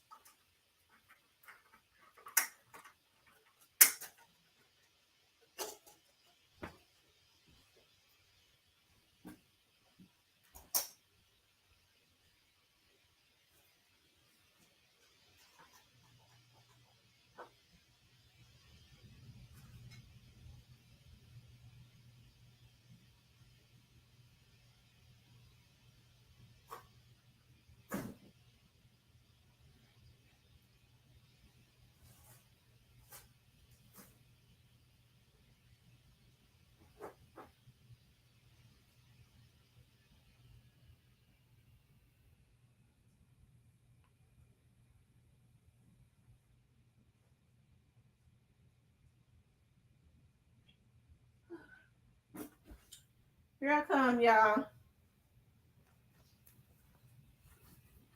Okay. I'm back.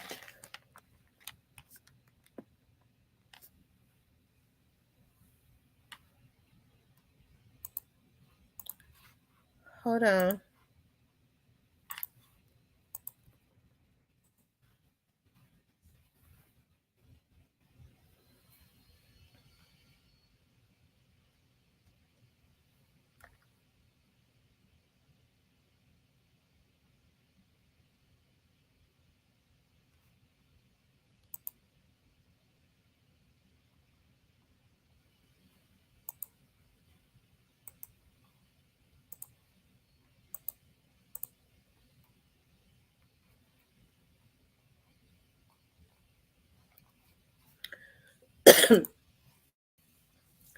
Okay. Dima, I just sent you something.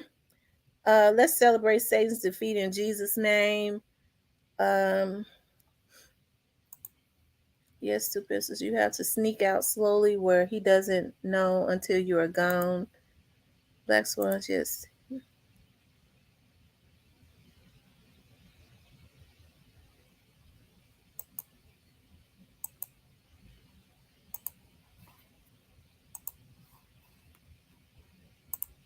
Okay.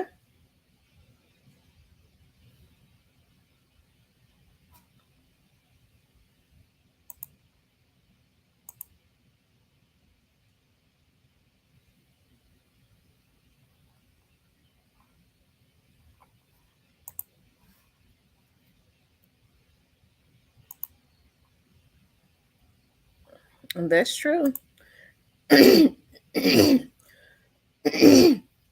Oh Lord. For those of you all that's just coming into the room, please hit the like button. Also, if you have not subscribed to the channel, please subscribe to the channel. But definitely hit the like button. You guys, this thing is extremely serious. Okay. like I said, it's something that I've always been extremely passionate about.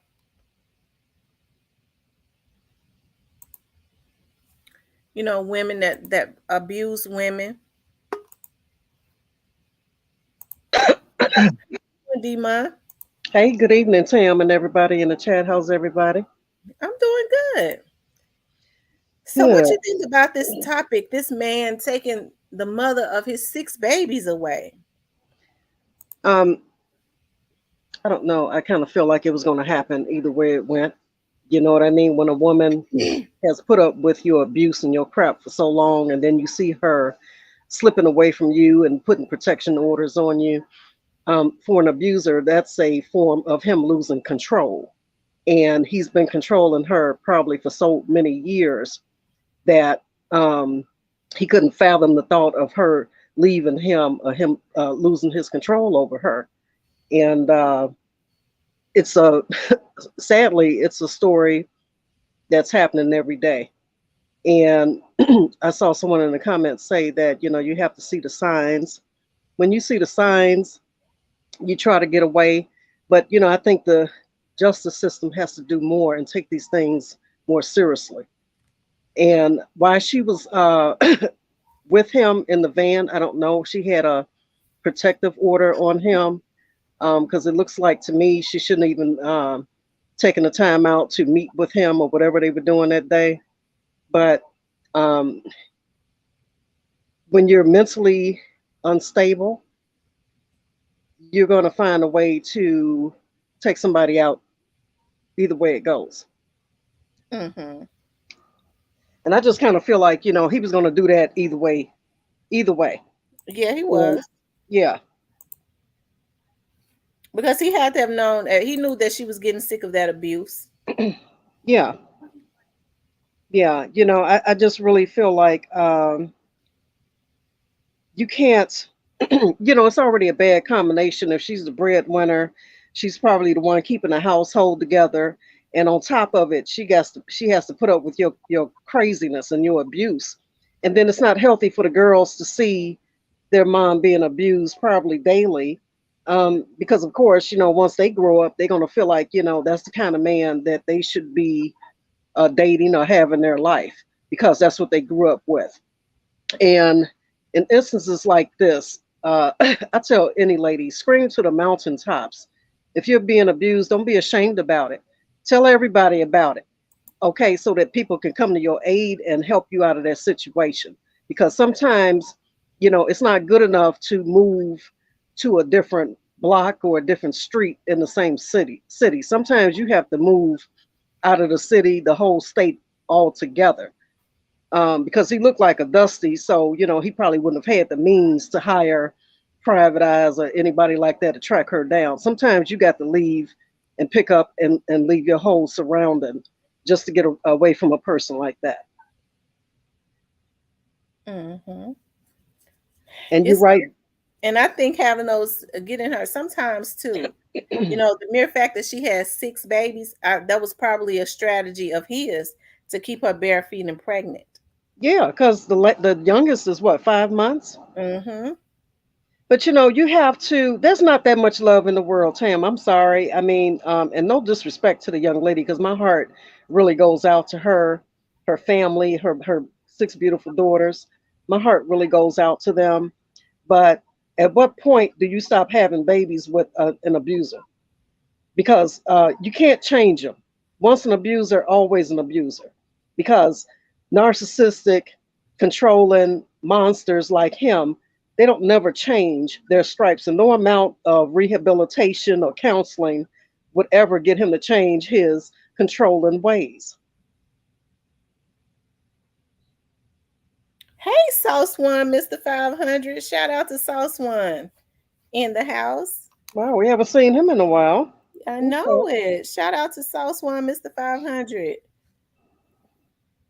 So yeah, you know, you never some women stick around saying, "Well, I see good in him. I see what y'all don't see." And he's underneath everything and aside from everything that he does to me, he's still a good person. And I have to question it like how? Because he has his moments every blue moon where he might rub your feet or bring you a rose or treat the girls well. I'd be curious to know, how did he treat the girls? I didn't hear or see anything regarding how he treated the daughters. But my thing is, if you're abusing the mother, the abuse moving on to the kids is not too far off. That's true. Her kid says, shout out to South Swan. Yeah, shout out to Sauce. I always look at his channel. I always look at Sauce channel. Hmm. For those of you all that are just coming into the room, please hit the like button. Also, if you have not subscribed to the channel, please subscribe to the channel. Letitia Wing says manipulative. Of course, that's how they get them to stay there, by being manipulative. And I know a lot of people say, well, the lady is, she's intelligent, she's smart, but you have to understand, like her cousin was saying, love kind of will override all logical thinking. But good to your kids if you got to walk around and before you serve them breakfast every morning, you got to put on a cake of makeup to hide the bruises on your face or whatever. Good to your kids. How can you fully function as a mom if you all messed up in the head and your spirit is broken?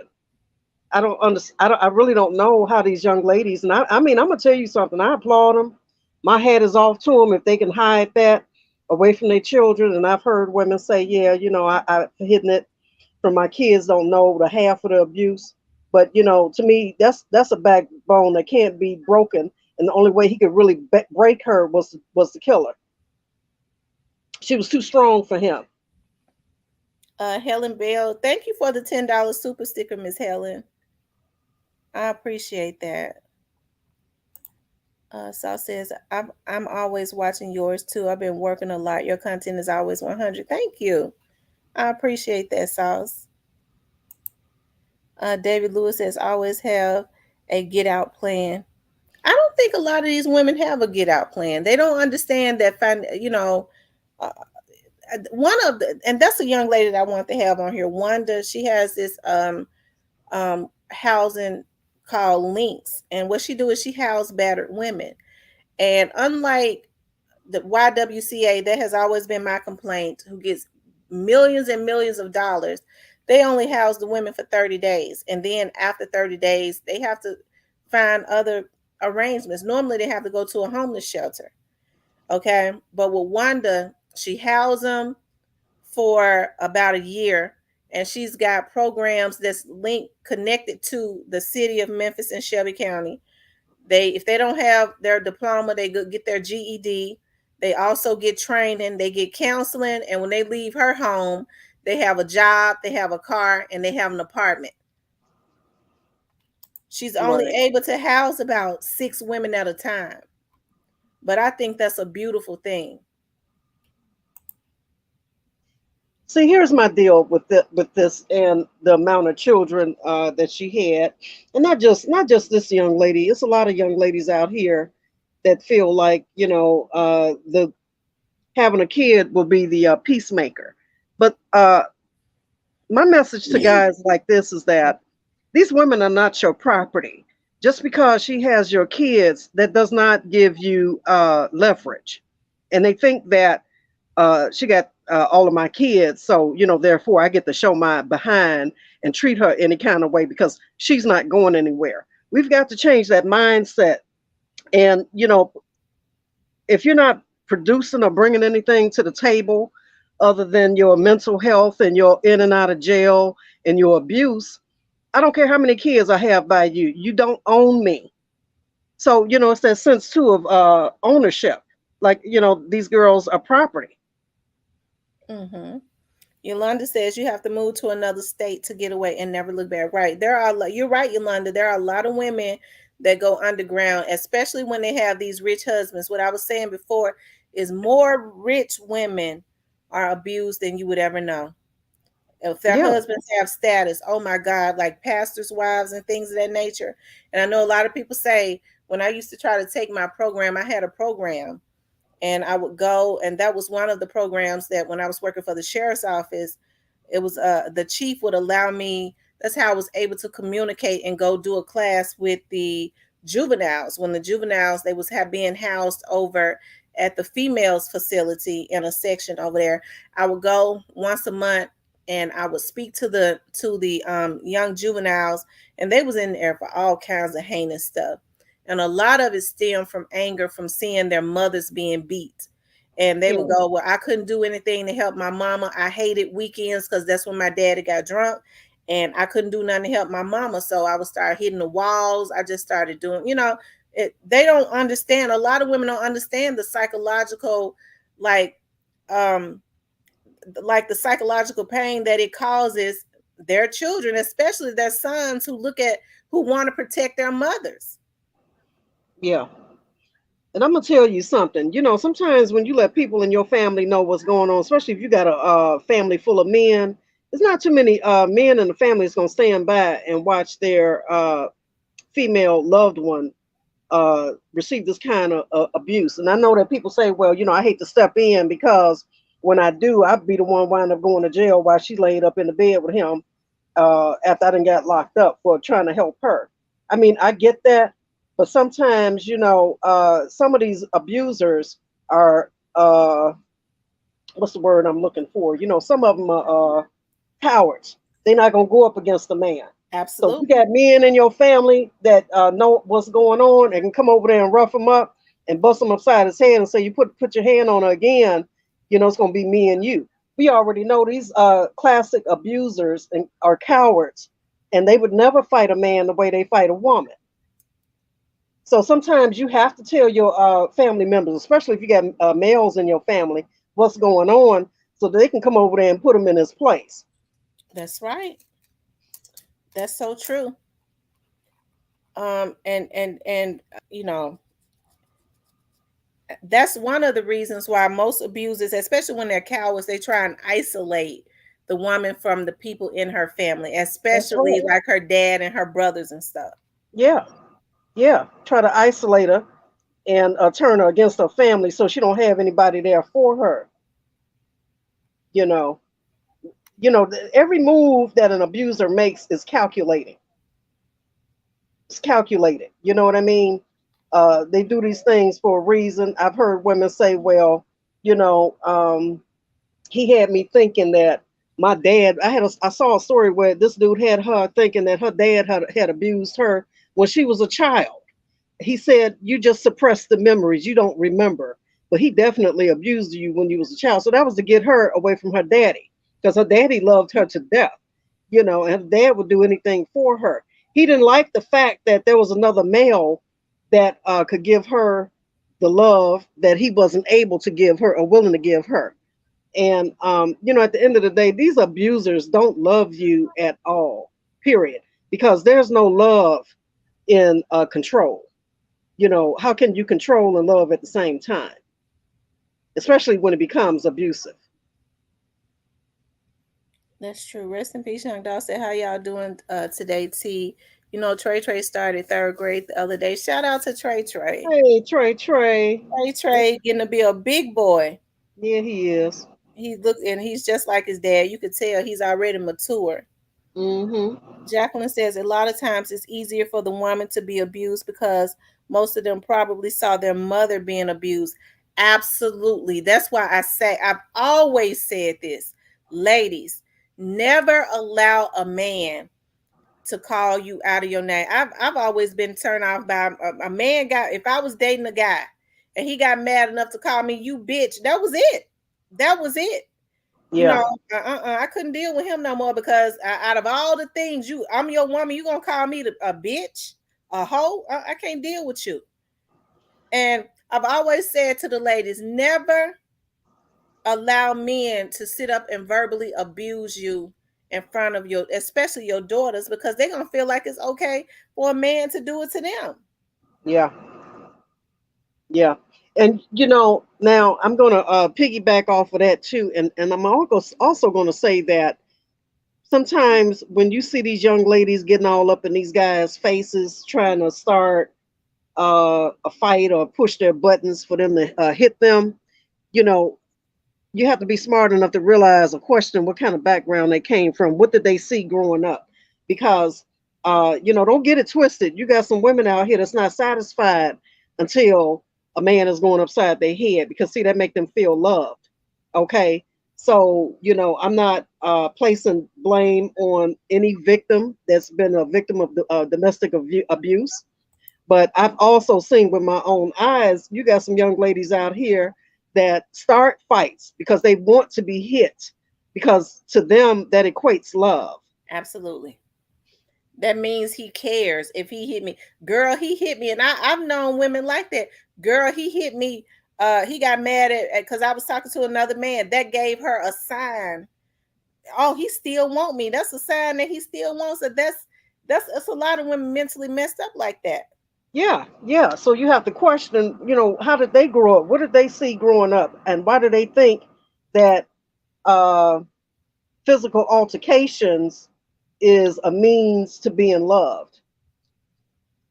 That's why so many women out here, young girls out here abusing their bodies because they feel like, in order for him to love me, I got to hurry up and sleep with him so that he'll care about me. You don't have to sleep with somebody for them to care about you. I'm telling you. Saul says having a kid only makes the man thinks he owns her for life. Some brothers can't stand to see their child's mother in a better position with another man. That's true, especially if like somebody like that one that's already on drugs. You Yeah, never know. She probably had been getting to the point where she was telling him, I'm gonna leave you. And that's another mistake some women make too. Just like even in the Lorenzen Rice case, he had divorced his wife. That was one thing that made her mad, but the mistake he told her was, I'm changing my insurance policy and I'm taking my children. That was her money. That was her bag right there. that's right. So some things you cannot, you can't, when you're going to make moves, you can't tell them. That's right. No, you definitely can't tell them when you leaving because that's when the plotting begins. And sometimes it's not even plotting. Sometimes they just take you on out right on the right at that moment.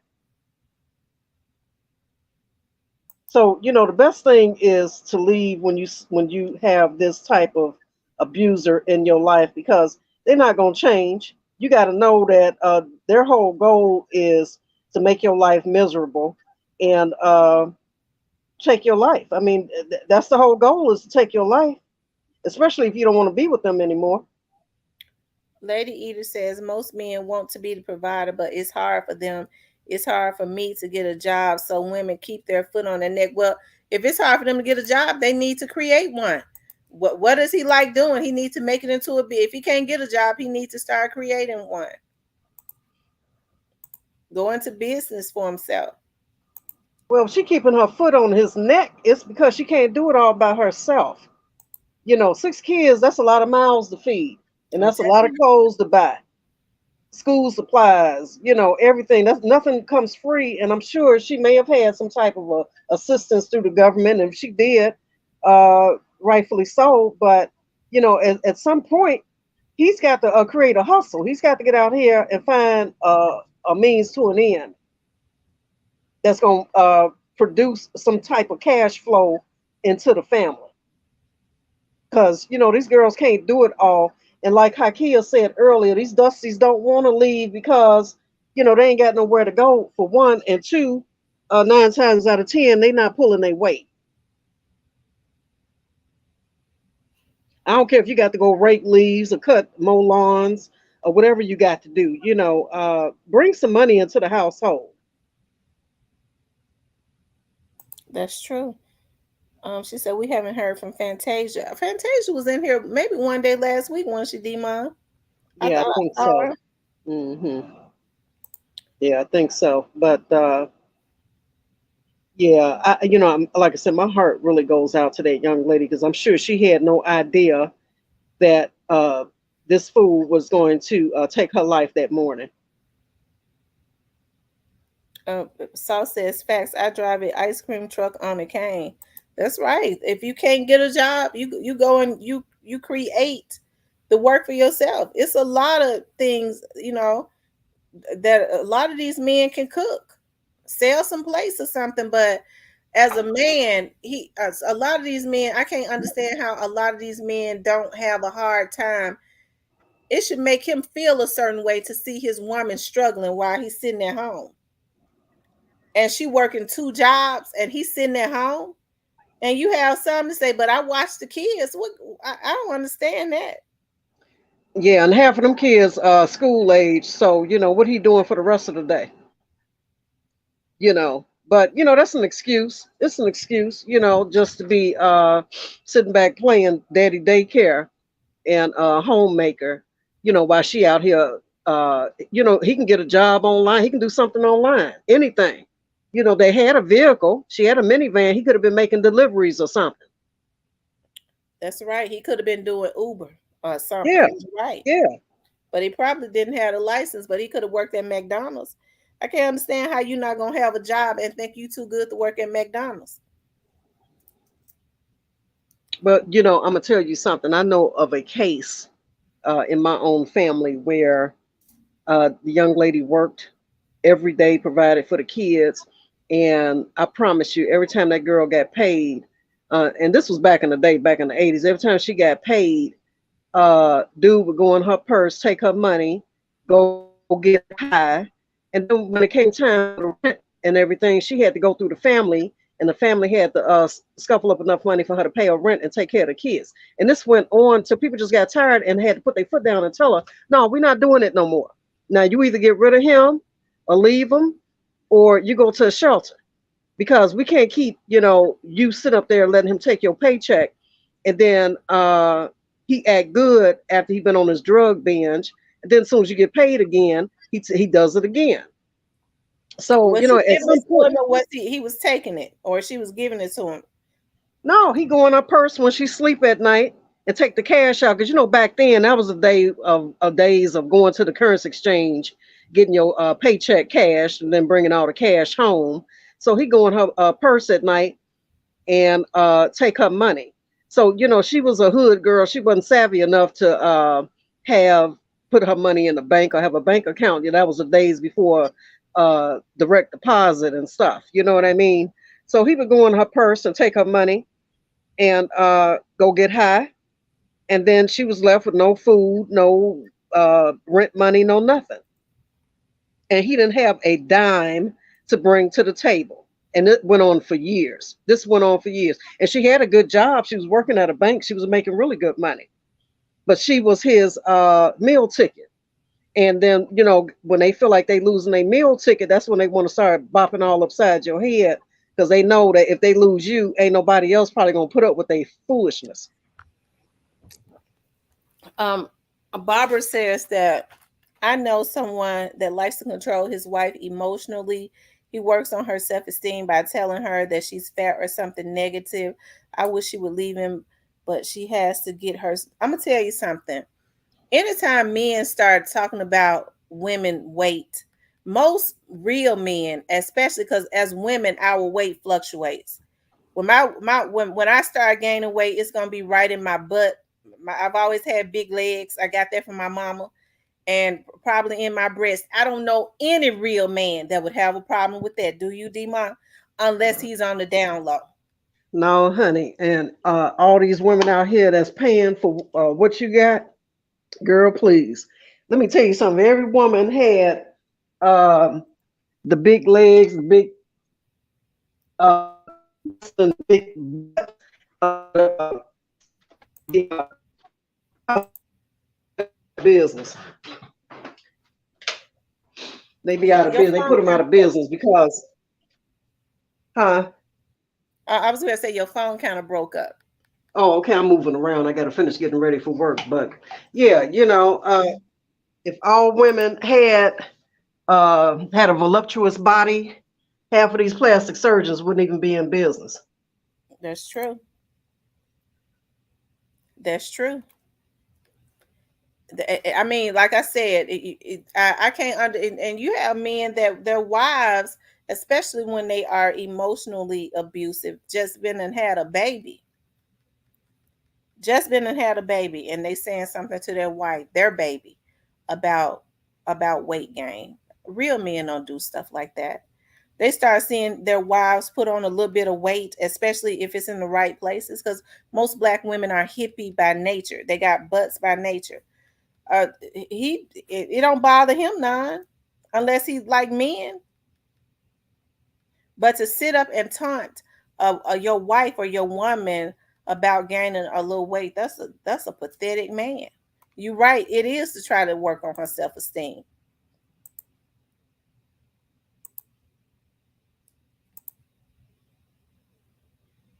She said she loved and wanted a lot of kids. Hey Tim, I'm gonna take a quick shower. Continue talking, and I'll pop back on in a minute. Okay, all right. Okay. All right, you guys. For those of you all that are just coming into the room, please hit the like button. Also, if you have not subscribed, please subscribe. She says, I can't understand how you lay down and keep having babies. Well, the thing about it is that happens though. Who is that? What's that? I can't even pronounce that. YSI Joel. It happens.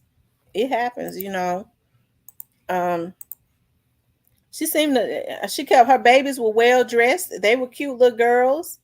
You know, she had all those girls. It happens. I would not have recommended it, especially with there being abuse. But things of that nature happens. You know. So hey, um, I'm sure it was a strategy of his. Most men do that, especially when abusive men controlling. They want to keep the lady bare feet and pregnant. They feel like if she's pregnant, no other man will want her. So a lot of times they want to keep them pregnant. They can't do anything but have babies. A lot of times that is a strategy of a controlling, abusive man. And like Sauce was just saying, a man is supposed to protect and provide. You know, I grew up in a household, and I still believe this. You know, yes, the woman is supposed to be the backbone, but I grew up around men that protected. They would protect and provide. They took care of all the bills. Now, if something happened and they were short, that's when the woman would step in. You know, when I was in junior high school, I remember my granddaddy worked for a construction company. And even back then in the 90s, the early 90s, he made $800. He got paid every single week. So when I would get home from school, my grandmama would call home from work and say, has he been home? And I knew he had been home by going looking back there on her table. And I would say, yeah, he been here. She would say, how much money is on the table? And it would always be 8 $100 bills. And he gave her 8. He brought the majority of his check home every single week, and she paid I mean, she just did basically, it took care of the household, the mortgage, everything. He was always a provider. And he had a little club down in Mississippi, and he kept that money that he made from his club in his pocket. But the money that he made from his main job, it went directly to my grandmother for the household. And not only that, that man was good to us. He gardened, he grew food, he was a provider. He stood about 6 feet 6 or 7. He was real black with red eyes. Okay. He never said more than 2 or 3 words, but he was very intimidating. He didn't have to. Okay. And he believed in protecting and providing. His statue and his demeanor spoke volumes. It spoke volumes. I remember, and I never forgot this. I remember one time my mom and my grandmother had gone out of town, and we stayed with my aunt, me and my sister. And I remember I walked into the house. My grandfather was in the back room. He was in the back of the house looking at TV. Now he knew that my grandma and them was already out of town. And I never forgot this. And that's why I love brave men. I hate a coward. I can't stand no man that, I don't like no cowards.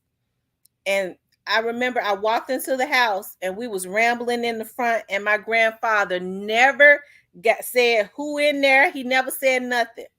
When I walked in the back, he was still just sitting there looking at the TV. And I told my grandmother, and when he saw I was in there, he looked up at me and started right back looking at TV. He didn't know who was up there in the front. And so I remember I told my grandma, I said, because I used to call my grandmother Mama too. And I said, I walked into the house and I was up there rambling. I said, he didn't know if it was an intruder that had broke in. I was still in junior high school. She said, yeah. He said it was only one or two things that was going to happen. He said, no, he didn't know who it was, but he said only one or two things was going to happen. Either he was going to go down or the intruder was going to go down. I said, that's a brave man. And that's why I always love brave men. He never flinched. He never did anything. And he was like that throughout life. I think one time at the little club he had down there, he shot at somebody because we had to go get him because one of those men got drunk down there and told him, that's your dead ass mammy. And they say he never said nothing. He just started shooting. He was never a talker. He was just always big in stature and very quiet. And he was a really good man. He always believed in providing. That's why I never dealt with men that look for women to take care of them, because that's not what I grew up around. Even with my own daddy, that was my grandfather. And he was my step grandfather. But even with my own father and my dad's dad, they were providers. They believed in creating generational wealth, and they worked hard to do that. So I don't give these men no excuses. Okay? When they sit up talking about what they can't do, well, then you need to create something. What is your gift? What is your talent? But I can't be worried about what I got going on and you. I'm serious, because even with what I have going on a day-to-day basis, okay? I can't stand for somebody to come into my environment as hard as I work. He's supposed to be coming looking for ways to try to lift some of this off of me. Baby, what can I do to help you? Okay, because you already got a lot going on. How can I enhance this? Not you give me. No, you got to go. Because now what you're trying to do is you're trying to add extra stress to what I already trying to build. I don't need you and I don't want you. I don't want you or need you. Get away from me. And that's not being hard. That's just being real. Most women would not have an issue with submitting to a man that was willing to provide and protect. I wouldn't. I'll submit in a minute. You protecting me and you providing for me. Yes, I'm going to submit. Ladies, I don't give a damn what y'all say. Don't call my house no more. I got to do what my man said do. Okay? Most women would feel like that, right? Okay? But a lot of men don't believe in that. It's a lot of women messing their men up. They give them what they want. That's why they're killing these women. They giving them, they feel like they're supposed, I want my son to have everything he wants. I want my son to have everything he wants. And so nobody is telling him no. And so when a woman is tired of him and she's saying, no, I don't want you no more. Okay, well, you got to die. And they killing them. They kill him. That's right. We'll submit to a man that's willing to. It's real sexy for a man to stand up for me. Yes, ladies. I talk to y'all tomorrow. I got to be laid up under him because he providing and protected. Okay, and I got to cook and stuff. Okay, because he wants some chicken. I got to make sure the chicken is baked right, and I got to feed. He got to be healthy because I can't fry it because I want him to stay healthy because he providing and protecting. He bringing the chicken home. He bringing the bacon home, so I'm gonna cook it. Okay, that's what I got to do. So I'll talk to y'all another time because I got to be in bed at a certain time because he want me in there with my lingerie on. That's what you do for a man that's protecting and providing. But the problem is a lot of these men ain't protecting and ain't providing They want the woman to take up for him. Like I said, a man breaking the house, they all up in the refrigerator hiding. Okay? That's right. Run that bath water and jump in there with him. That's what you do for a man that's good to you. But these men sit up to me, she don't respect me. And you ain't even protecting or providing or nothing. You causing grief. Can't no woman respect no man she got to take care of. I can't, and I'm not going to. An intruder break all in the house. He hiding all them folded all up in the damn refrigerator, leaving her and the kids to fend for their damn self. Baby, they gone.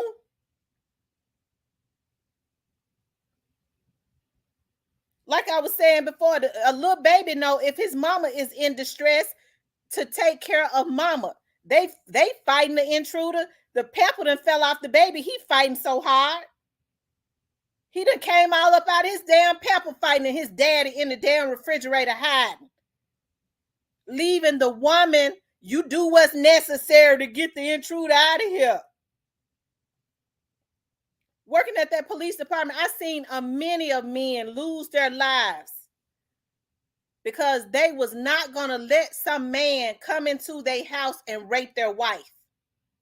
When the wife was down there crying and saying, I wish my husband had just let it go. If he had just let it go, I was going to do anything for our family. But he made them niggas kill him. You going to kill me because I'm not going to sit and let you rape my wife in my face. And they did.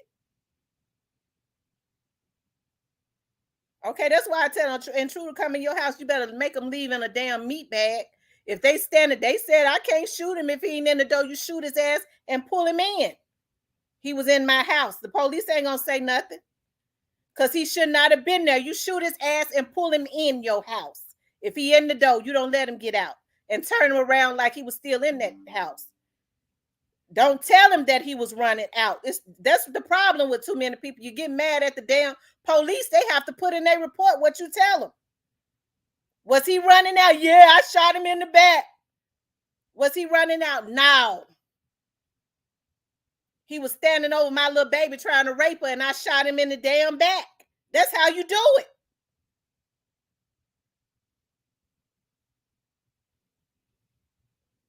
Okay.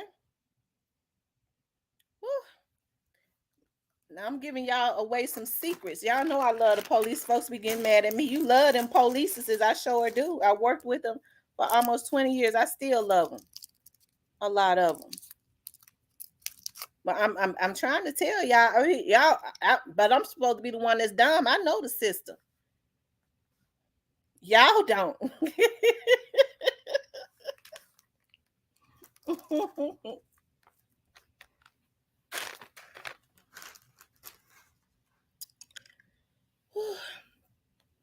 Oh, y'all, I be getting up here preaching with y'all and I get hot. I got to get my braids back. I hope my air is not going out because it's hot in my house.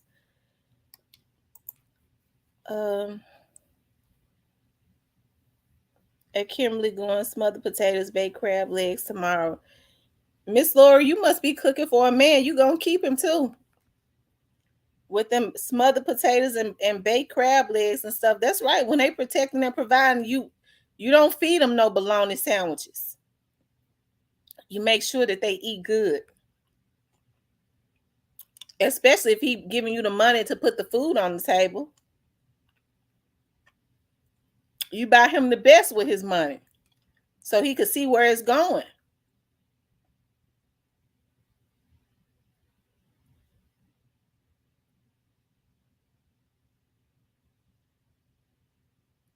Okay? But that's the problem. You got Negroes sitting at home all day. They want crab legs and lobster tails. And they ain't, as my grandmother used to say, they ain't hitting a lick at a snake. They don't go to no job. She always feeding me cold cuts. You lucky you eating. Especially if you ain't working. Because I wouldn't care how he ate. Tamara, men who don't pay the bills get a hot dog. I know. Pork chops. But you know what though, baby fat. But when they good men, you want to keep them healthy. You buy the turkey chops. Those are a little bit more healthier. You get them away from that pork because you need them alive to consistently. You don't want them to have that diabetes and stuff. You want them healthy so they can consistently provide and protect for their family. So you make sure you cook healthy food for them. The turkey chops cost a little bit more, but you could season them up and make them good. He'll love them too, child, and they healthier. See, this is a little off topic, but I want to say that video with Migo going around Cap Dolph even was in it. Dolph and Glock was in Icebox and he was there, and when he recorded, they was in the back shopping. It's a video out. I want to say that video with Migo going around Cap Dolph even was in it. Dolph and Glock was in Icebox and he was there, and when he recorded, they was in the back shopping. Oh wow, I didn't even know there was a video going around. It because it be so much stuff going around about Dolph. We're gonna talk about Dolph in a few minutes too. It be so many lies. I tell you, it's a lot of stuff. When I see it, I won't even click on it. Cause see, do you know someone who went through that domestic abuse? Of course, of course.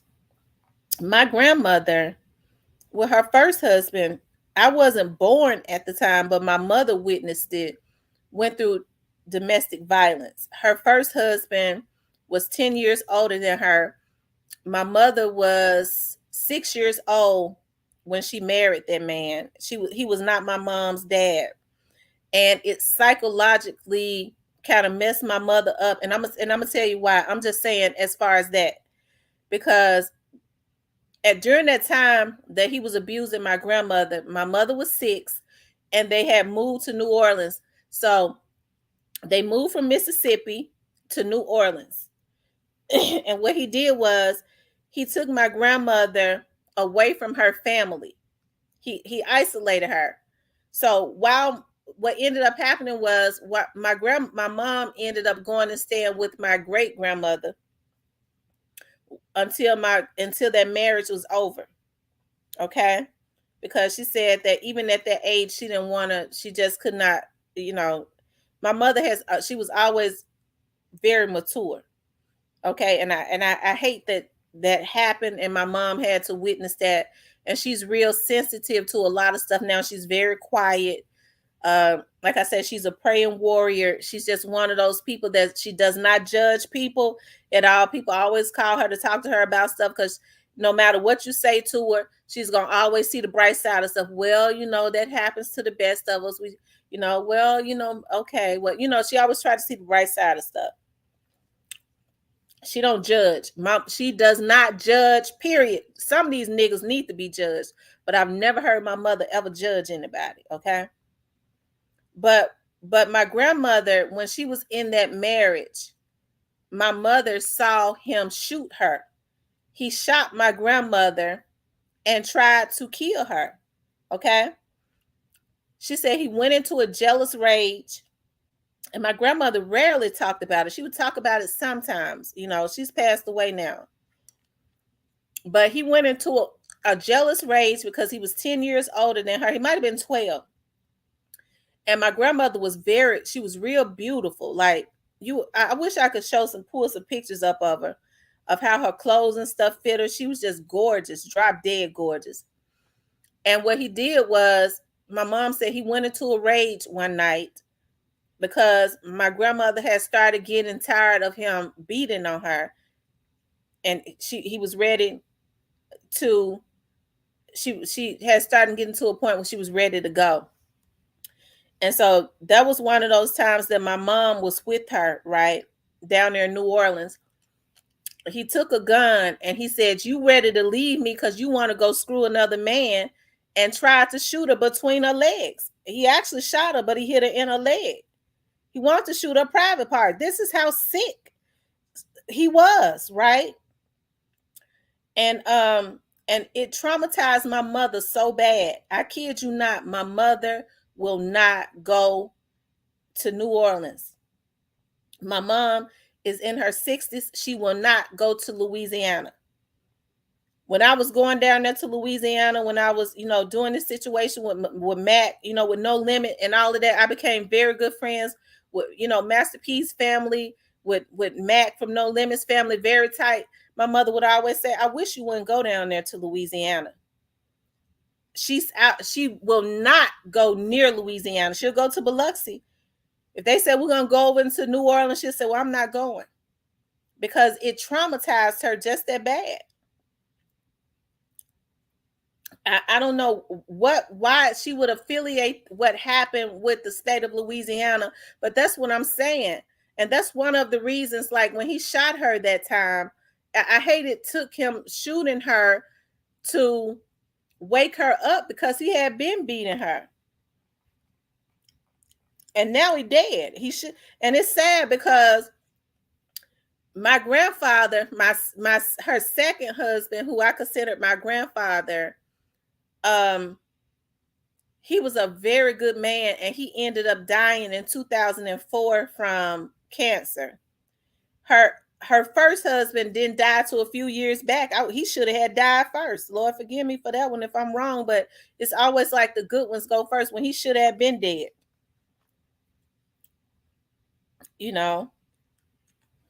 But I think it might have traumatized, because my grandmother was one of those ones. She was real feisty. I think it made her very feisty because of how he would beat her, but she would never really talk about it. But that's why I say you have to be extremely careful about what you allow to go on with your children, because it could traumatize your kids. Now, my mother is able to live her day-to-day life. It doesn't affect her day-to-day life, but she will not go to the state of Louisiana. She will not go to the state of Louisiana. Period. And she was 6 years old at the time. Hey, Tam, I'm back. Mm-hmm. I'm back, everybody. Did y'all miss me? Sound like you in your car. Yeah, I am. I just wanted to add, because I know I'm going to have to mute in and out on the way. But, I wanted to add too, for these mothers, sometimes you can love your sons to a detriment, to the point that you ruin them, for any woman to be able to deal with them in a relationship. I see a lot of mothers too coddling their boy babies, and it's okay. Of course, you're supposed to love your kids, but once they start reaching an age where they're becoming a man, go ahead and let them be a man. Show them how to cook, clean, work, and be a provider. Stop coddling them to the point where they're 35 years old, still in your house, living in the basement, and you still doing their damn laundry and cooking their dinner. Because see, a lot of them like that, they get into these relationships and start looking at these girls as a mother figure. These women are your soulmate or your helpmate. They're not your mom. These women are not your mother. So I see a lot of that too. And then they condone every damn thing wrong that these dudes do. They'll be standing by and watch them hit a woman, and then try to make an excuse for him where, had she cooked his dinner or had she treated him better, he wouldn't have hit her. Stop condoning all they mess. That's right. That's true, Dima. I agree with you. And the first thing you hear some of these women say, it's one thing when a mother say, I want a woman to love my son the way that I loved him. That's I can understand that. That's meaning but a mother's love is always different. I just want her to really love him and treat him right. But that's another thing. I want you to take care of him like I did. Now that's another damn thing. What you mean? Because once he becomes about 18 years old, you shouldn't still be paying his bills and buying his tennis shoes and stuff. But Damn this is right. definitely what women, like mothers now, want for women to do. I buy his tennis shoes, I pay his phone bill. They got him on their damn phone plan. Right. And my thing is, well, if mom and girlfriend or wife doing all this for him, What the hell is he doing? And that's in anything. You can't just sit back and enjoy the fruits of somebody else's labor and watch them work themselves into an early grave. Because I'm gonna tell you something, the same thing you're saying about, providing a good meal for a hard working man. That's how I was raised up. We had a hot meal every day. My mother cooked dinner for my daddy because he went out and he was the provider for all of us. And the men back then, they weren't selfish about getting their paycheck and making sure the family was good. These Negroes now, as soon as they get their little money, they go out somewhere and go buy 22-inch rims or whatever they riding on their raggedy ass Impala. you know, I got clothes. I'm gonna tell you something. What happened to me years ago? I had to be maybe about 2021. Called myself shacking up, honey, and I noticed every time it came time for the bills, I'm a little short this time. I got you next time. Girl, I happened to go out in the trunk of his car. How come the trunk was filled with new clothes with the tag still on them? So this fool was taking his money because see, he was a clothes horse and a label freak. So he was taking his money, going and buying clothes, and he was too scared to bring them in the house. So he kept them out there in the trunk of the car. I almost did a waiting to exhale, girl, and lit that damn trunk on fire. But I did better than that. I told him I gave him his walking papers. That's right. You did him just right. Yeah, I And a gave him his lot of walking women papers. now are afraid they're too afraid to ask men to help them. They come in and laying up with them every single day. Just because he ain't officially said he's moved in, he may as well live there, and they scared to ask him for a bill. Yeah. Yeah. No, no, no. Playboy, you can't come lay up in my house and not pay no bills. And I knew that from an early age. And even now, I'm even worse now. That's why I'm single. Because, at the end of the day, we already know that abusers don't like strong women. And then when you start acting like you're getting a backbone, that's when they want to take your life or start beating on you, to break Absolutely. you back down to submission. Absolutely. They can't stand losing their control. They No, they can't don't like stand. losing control. Not at all. But like I say, I just want the young girls to know that it's not cute when somebody start exuding some type of authority or manipulation and control over you. That's not cute. And another couple that I look at that's in the public's eye is this guy Blueface and that girl Christiana or Christine or whatever her name is, his girlfriend. I think she thinks it's cute for him to whoop up on her, and they out in the public fighting all downtown, fighting each other, and I think she thinks it's cute. Their relationship is so toxic, and a toxic relationship, it doesn't end well, and that's for anybody. That's true. Thank you, Republic Rat, for the $1.99 super sticker. I appreciate that. Um,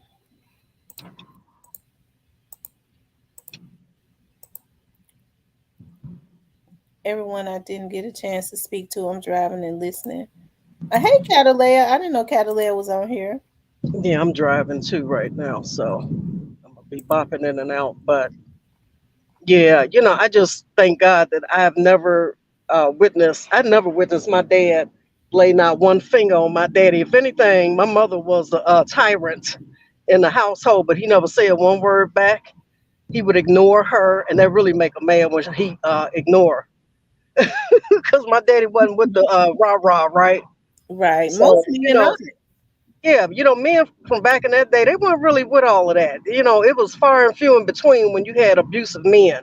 But now, in today's society, it really seems to be the trending thing is to, take her life.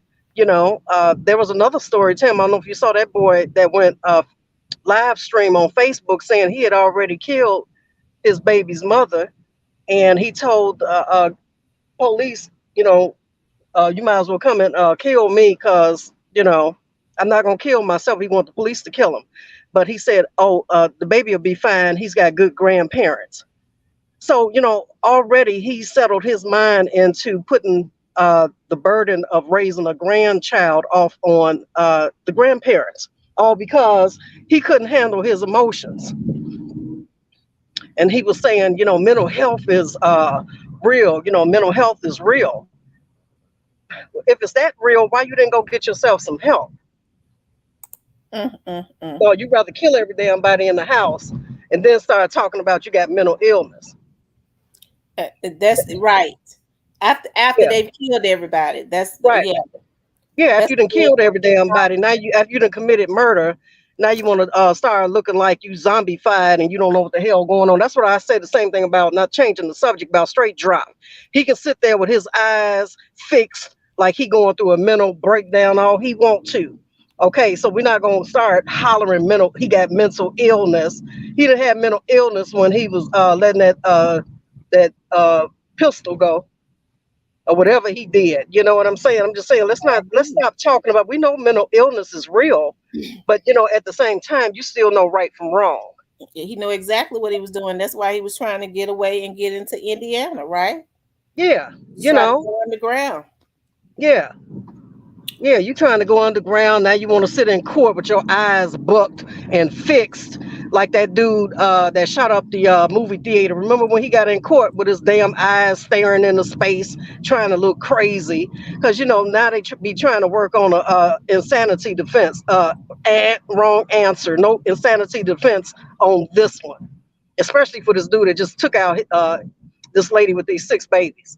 No insanity defense.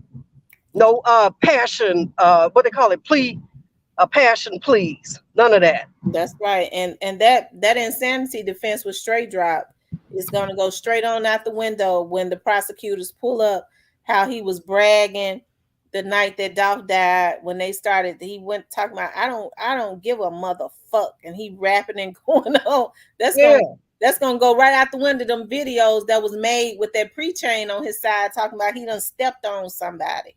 Yeah. The walk me down gang, he was saying the night when Dolph was killed. Because I'm already betting, girl. I'm almost betting a dollar to a donut that his attorney gonna start having him evaluated, and then they're gonna come with some of this. Oh, his IQ is low. He didn't understand what's going on. He don't understand the procedures that's happening in court. They're gonna come with some old 2468 about his mental capacity. I promise you, because that's all they're gonna have left. That's Because what other defense does he? Huh? And they probably trying to work on that now. You're right. Yeah. What other defense does he have? There is no way to defend him. The only thing that they can offer him is only thing he can do for him is tell him to accept the plea and open up his mouth and tell what happened, because he can't defend against the 800 pages and the facts, the evidence. Okay. Same way with this dude that took this girl out with these 6 kids. What is his defense? He has none, other than to say it was a crime of passion. And I wish they do away with that damn law, because it don't make any damn sense to me. What are you talking about, crime of passion? That shouldn't lessen your involvement or the severity of the crime. Rest in peace, Young Dolph says he not crazy. He been shooting. This his last strike. That's true. Yeah.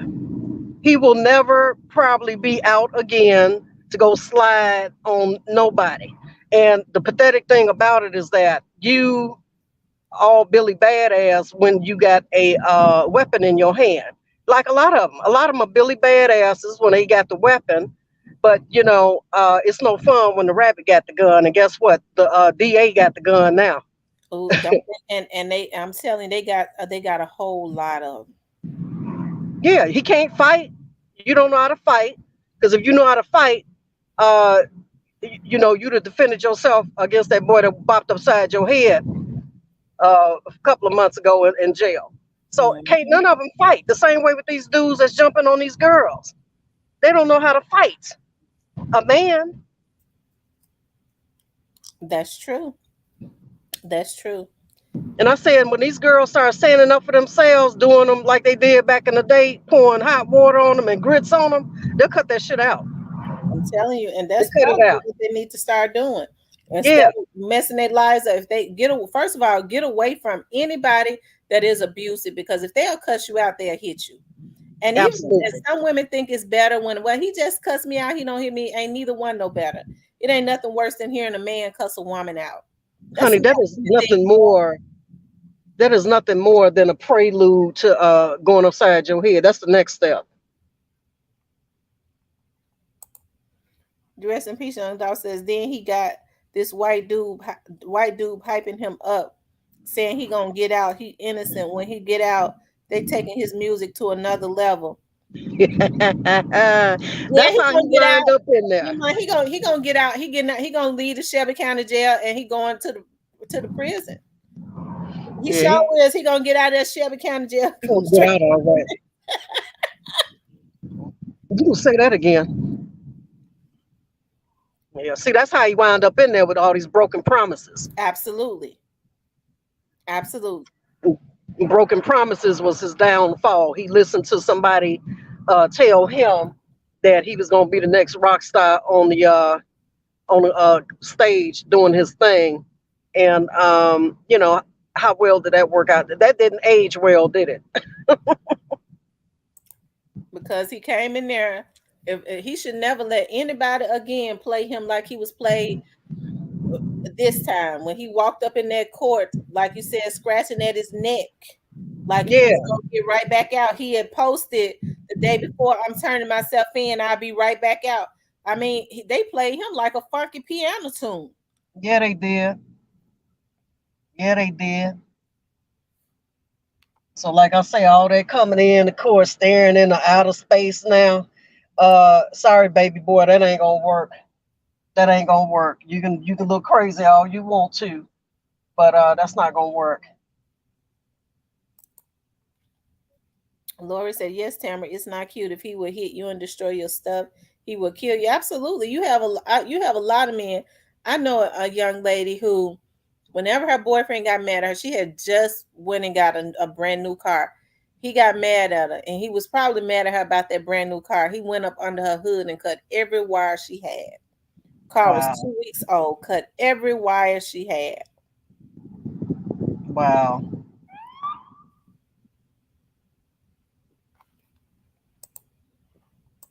For those of you all that are just coming into the room, please hit the like button. Also, if you have not subscribed to the channel, please subscribe to the channel. Um, I wanted to, let's see, before we got off of here, I kind of wanted to talk about about young Dolph. And there's nothing new, on this young Dolph's case. There is nothing new, but the reason I kind of bring Dolph up, and especially right now, is because I think about like the spirit of young Dolph. Young Dolph, I saw a video that I wish I could pull it. It was a rare video of when young Dolph was out there. Somebody had recorded on their phone, and it's kind of circulating. And it was before he really got into rapping. He was like, "What's up? This Dolph. He said, I just woke up out the bed. I'm out here on the trap. I just made $1,000 in 30 minutes." He was always real hungry. You know what I mean? Even though the way he was doing it wasn't right, but he always had that confidence about him. You see what I mean? Like he was just a go-getter. Yeah, And I think one of the reasons that it bothers me so bad that they killed him like they did and that black people were so willing to participate in that is because I'm all for like liberation of our people, especially financial liberation and things of that nature, and how so many black people are talented, like so many. And you always find an oppressor who finds a way to pimp our talent. And Dolph, because of his hunger, because of his intellect, was able to figure out the recipe, work hard, put the money behind himself, and start getting ready to teach the other young men the recipe. And you had black people who should have been jumping on board with him, willing to kill him and take him out just for a few $1,000,000 and to still be or the ones that actually did it ain't got no few million. I'm talking about those who was instrumental in helping to plan his murder. Instead of getting together and wanted to see liberation, not for themselves, but they hated Dolph so bad that they didn't mind taking him out and remaining slaves. And at this point, our people are shooting each other and shooting ourselves or shooting themselves in the foot, you know, because of all of this hate and jealousy. A lot of our people hate what they see when they look in the mirror. And so it's so easy to take out and destroy the very community that they came up out of. And so I think about, there's nothing that could be done to reverse what straight dropping Cornelius and everybody else that was involved did. There, because it was other people involved. There's nothing that could be reversed to ever bring him back. But I think if we continue to talk about this and put the truth, because I'm going to put the truth out over here. I don't have anything to do with what nobody else do. I don't really even look at other people's pages. A lot of times when I see outlandish stuff, I scroll right by it. I won't even click on it. But as far as my page, I'm going to put out the truth. I'm going to put out the truth. And it does not give me any pleasure in trying to destroy Young Dolph's legacy. See, I make my own money. YouTube don't pay me none. They've been deleting my videos. They was sitting up scared that YouTube was paying me. Okay, but what they was doing to me is a prime example of what happened to Young Dolph at the hands of his very own people. I will destroy you if you think that you're going to ever be successful. That's the mentality of a lot of our people. And then it's not just other Black people. You got foreigners that are on here that have taken money that started these medias from the very people that put the hit out on Dolph. I ain't no damn fool. I know what's going on. So it means nothing to them to destroy the legacy of a Black man. They don't give a damn about Black people anyways. But the thing that bothers me is so many other Black men or Black women fall right in line with their plan for a few dollars. Okay? And I guess because I know what the main media does, I'm not going to let them trust me.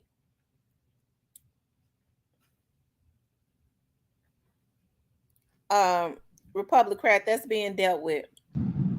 Because when you hacking accounts and stuff, that's a federal crime. Any type of hacking. Don't let nobody tell you that it ain't. I wouldn't care what no foreigner told you. The law says that it's a crime. Okay. Hey Tam, I'm gonna hop down and be in the comments. I'm listening because I'm driving. Okay. Okay. All right. Okay.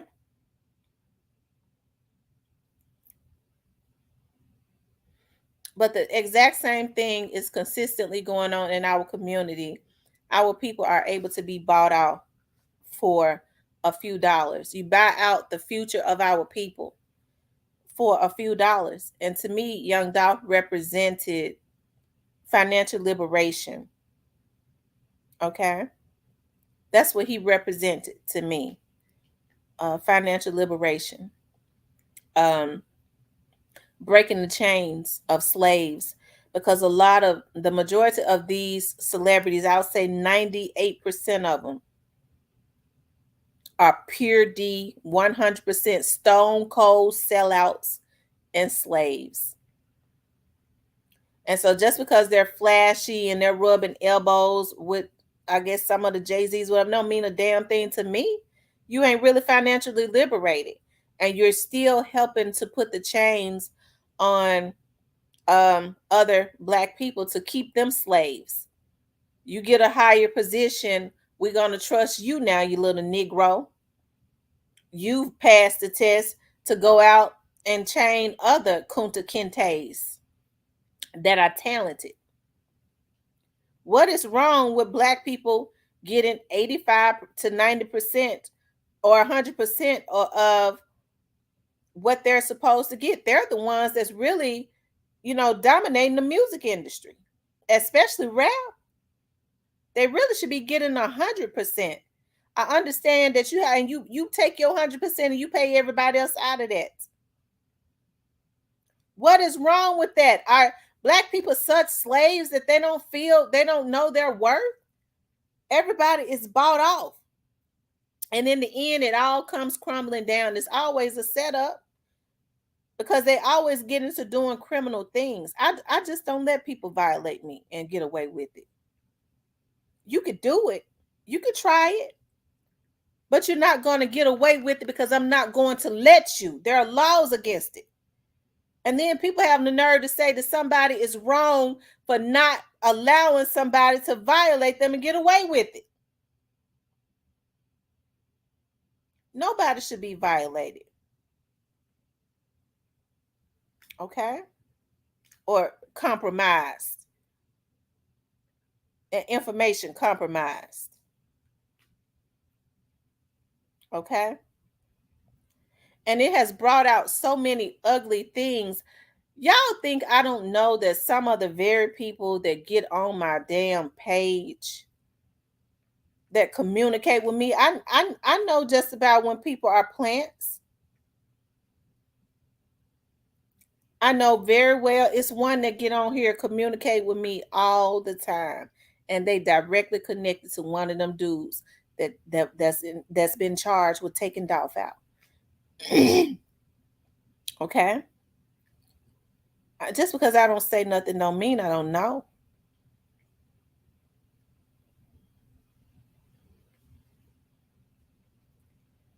But these are the evils that this young Dolph situation, and people get themselves caught up in stuff that they don't even have to be involved in.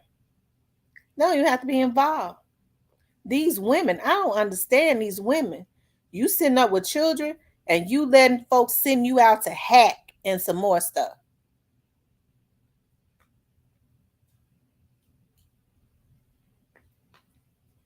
Okay?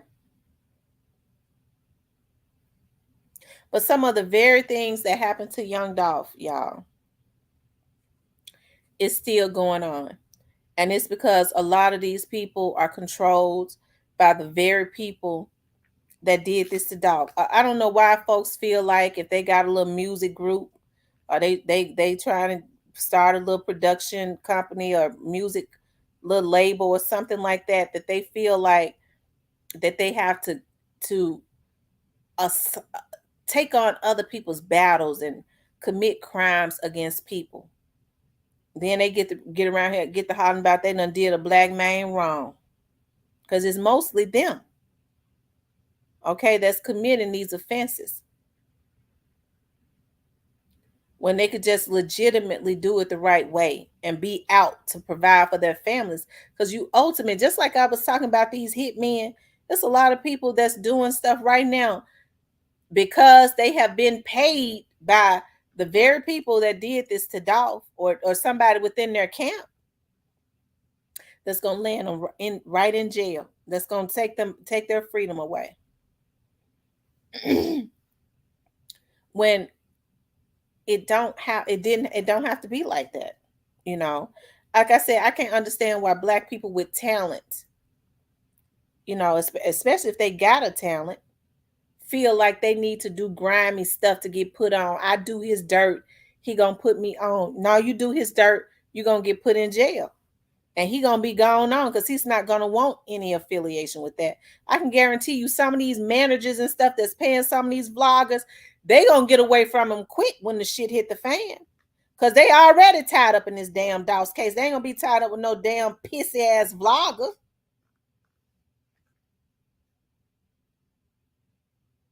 That they don't give a damn about. Okay.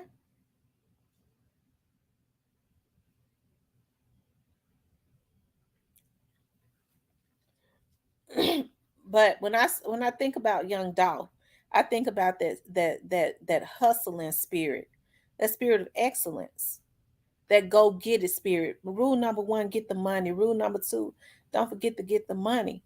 But it's not by being a terrorist in your community. I'm not saying that what everything that Dolph did in the beginning was right as far as how he hustled, but the young man turned it into something lucrative and legit. But the problem is so many black people are so grimy. They willing to murder, and they don't understand that karma is not going to let them be successful. It can't happen. It won't happen. Nigga, you sitting up, you out of your damn 20s and you don't know that you pathetic anyways. You didn't live long enough to know that you reap what you sow. You got dudes in their damn late 30s and 40s and 50s parlaying around here like they 18, 19 years old, like they don't understand that you're going to reap what you sow, and what you put out into the universe is what's going to hit your ass in the damn forehead. Okay?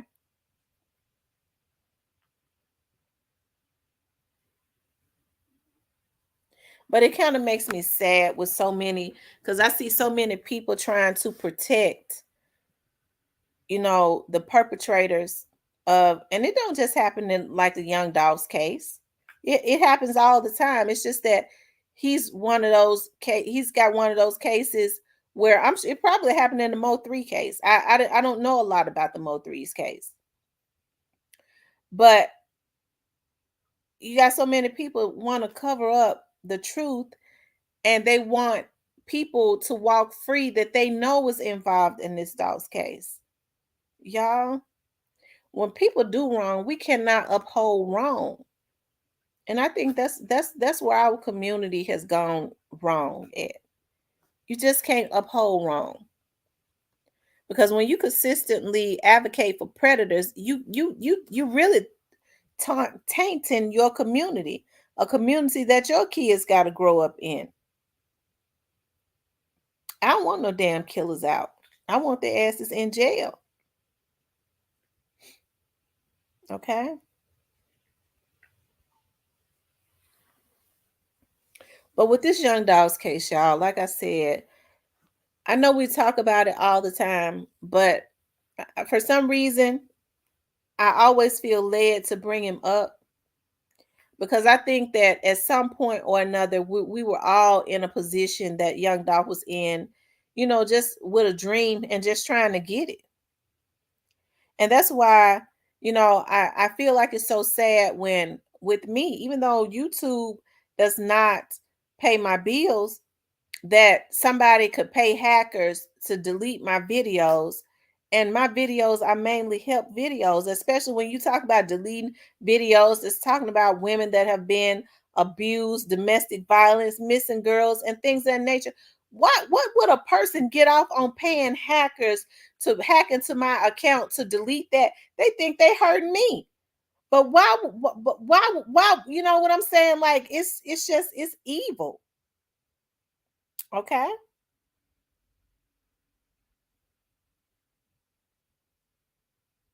But this is the type of stuff that happens. And then when a person see, a lot of times when people are like that, when they see at that point that it's not stopping you, then, as the FBI agent was saying, that's when it leads to murder. Because anytime people want to get your information, it's so they can do something to you, especially when they obtain it illegally.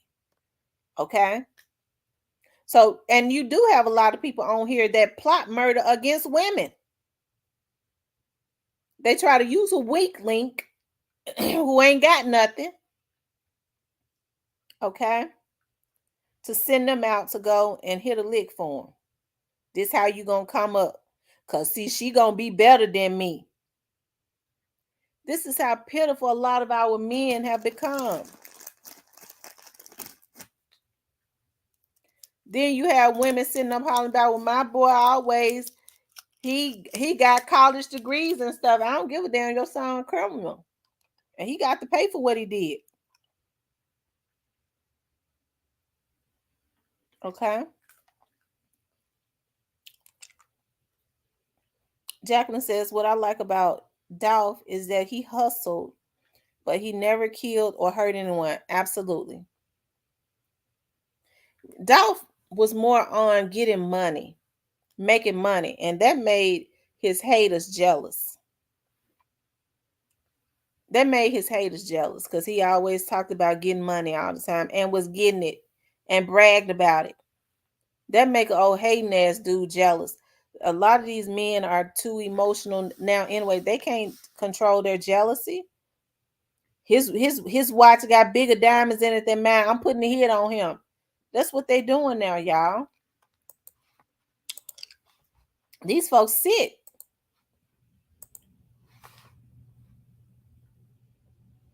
They sick. Okay.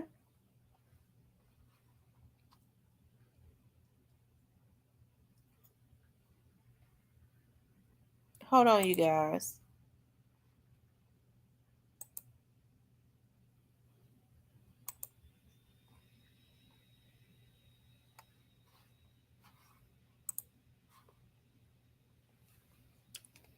Um, yeah. Let's see. It's 10 o'clock. Y'all, we've been on here for 3 hours. We've been on here for 3 hours. I said that I was not, y'all know we normally be on here 4 and 5 hours, right? But I said I was going to start trying to get on a little earlier because my cases have picked up again. You know how that is when when you're a business owner. But even when one of my, it has picked up, and so I got to get off, you know. But I want you guys to know that I do appreciate all of my subscribers. Like, I wouldn't care if I had 2 subscribers. If I got a message to get out, hey Leo, if I got a message to get out and it's going to help somebody, it's going to make them feel good. If I got something on the inside of me, Florida Two Pistol said I make him late for work. Okay. And I got something on the inside of me. If God can use a camel, one person could never do it all. That's just not how it's designed. That's why God put something on the inside of each of us. We're all different. And there are different souls because we're human souls that are assigned to our lives. So I couldn't get on here and touch everybody's life in YouTube if I wanted to because it's not designed. God didn't design it like that. Okay. There are a specific group and then of people at a specific time that God will have to tap into my YouTube page on my channel when I'm on. And especially if they've been in prayer and there'll be a word that'll help them to carry them on. That's how it works. See, I understand how it is. That's how it that's truly how it is. Okay. See, that's why for me, I don't get mad when people, especially as long as they're not messy. Cause see, I stand on what I mean when I say y'all, I don't have people to come in here to talk bad about young Dolph. I'm not gonna have that. You can't come up in here and talk bad about Key Glock because I know Key Glock didn't have nothing to do with young Dolph's murder. So I mean that when you put that in the chat, you already know how I feel about that. I know Pre didn't have nothing to do with that. I'm not gonna let that campaign, that smear campaign, that the people that paid to have Dolph killed got some of these vloggers that's putting that into the atmosphere for other vloggers to catch on to. I'm not gonna have that smear campaign. It stops in here because see, it has to stop somewhere. I know what's going on and I know the game. That's the reason why I don't tolerate it. Okay. But when people go into other people's, I don't get mad at people when they go listen to other people. I don't, as long as they don't come in here and be messy. As long as they're not messy. Okay? Because I understand when you sometimes a different person can have a word for you that you need at that particular time. That's why I say whoever's meant to be in here, a devil in hell couldn't keep them away anyways. They're not going to be able to keep them away. Okay? So that's why I say I always appreciate my dedicated subscribers. I got people that are in here no matter what. They don't waver. I've never heard about them going and being, two-faced, because you have some people that are coming here. Some of them are sent by other vloggers anyway. Some of them have been. None, not like a lot of y'all are not, but some were. Some of them were hackers, and some of them was sent by other vloggers. As long as they was messy, I don't give a damn. You know. But I have a lot of you all, especially the ones that are always in my chat and stuff, that are extremely dedicated. And I truly I appreciate that. I do, because I've always said I would rather have quality than quantity. And that means a bunch of mature people that know how to have conversation. And that's not getting on my nerves and trying to throw the chat off or anything like that. Know how to state their opinion. Because you have Jeff Leah say, "Well, I disagree with you on that," and I can respect that, because we're not all gonna agree. But he's always very respectful. Okay, you don't have to agree with me on everything, but as long as you are mature. And so I thank God for that, because I got that in a lot of you all. So if it ain't but 50, and it ain't a bunch of bad spirits that's coming in here with their witchcraft and wishing bad luck, and we send that back to the sender anyway, it's gonna hit you in the middle of your fucking forehead and knock you out. All that bad luck you wishing. Okay? I'm talking about those that do. And all of my subscribers, I always pray before I come on here to keep evil spirits away. There's a lot of evil entities in the world. You ain't did nothing to them. They just mad at you because they feel like you're gonna be great. They see them numbers I used to do when I was uploading my stuff. They scared I'm gonna get back up to that 50, 60,000, I guess, each time. When the truth of the matter is, I'm just here to put a message out. I don't even give a damn about that. That's how they make their living. I make my living another way. And so when you have other things going on, you don't have time to be catty about stuff like this. I have real issues. But what I like to do is protect the peace and protect, especially my subscribers. If I am over this page, everything that hits me kind of trickle down. I don't be wanting that bad energy and stuff in my chat. That's why when I see people come in here and start putting bullshit in here, I get them up out of here. I don't want my subscribers to pick up on that type of mess. I already know evil devils. And like I always say, these people can't understand why they keep having bad luck. I pray before I come on here. And I pray when I get out. And a lot of the stuff that go on in these evil people's lives is probably that bad karma that's hitting them back. Because you messing with the wrong people. Some of these people are paid. Now I understand how the game is played on here. They have a sector of trolls that they pay to go into people's a troll.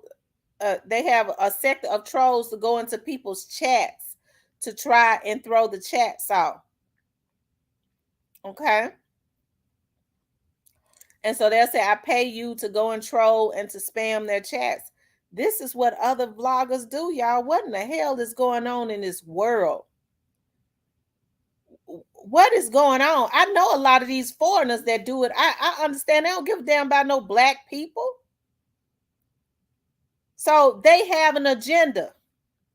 But it's a damn shame when they can get these black men to fall right in line with them. Okay. Um, Sir, are you a troll? What's that? In honorable or something? I've never seen. Are you a troll?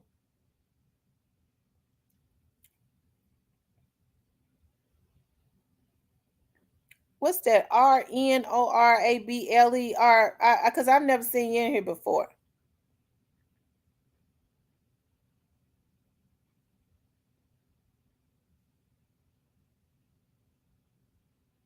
Okay.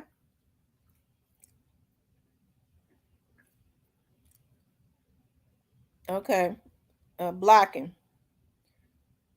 When they trolls, we block them. It is my moderators in here. That's all right. Let me see. I'm gonna block them.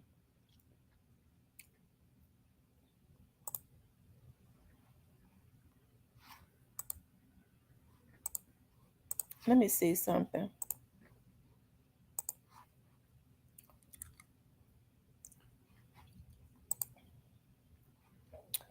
I guess we was doing good until we started talking about Dolph.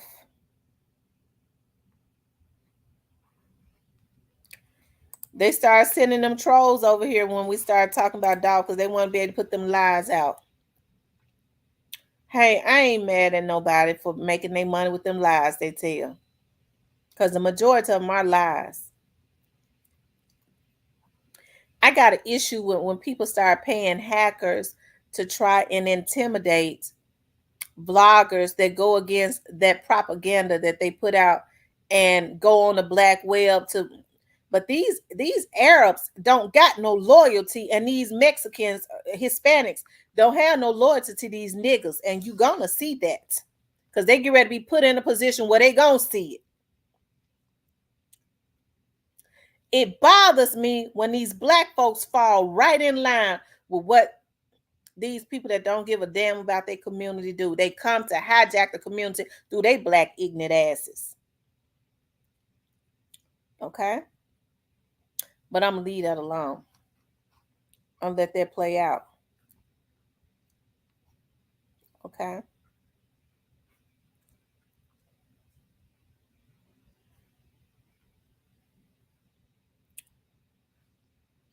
I know I said that, and I still been. I'm gonna tell you something. I said for the month of August I was not gonna work, and I forgot about that. Maybe I'll take the other half off, but I'm still working some cases, so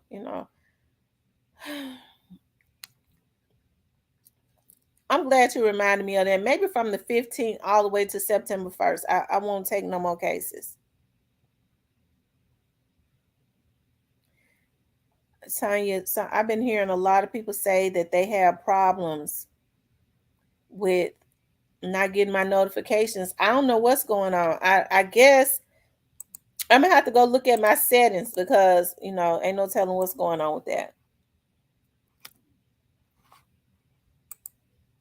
Because I've heard quite a few people say that.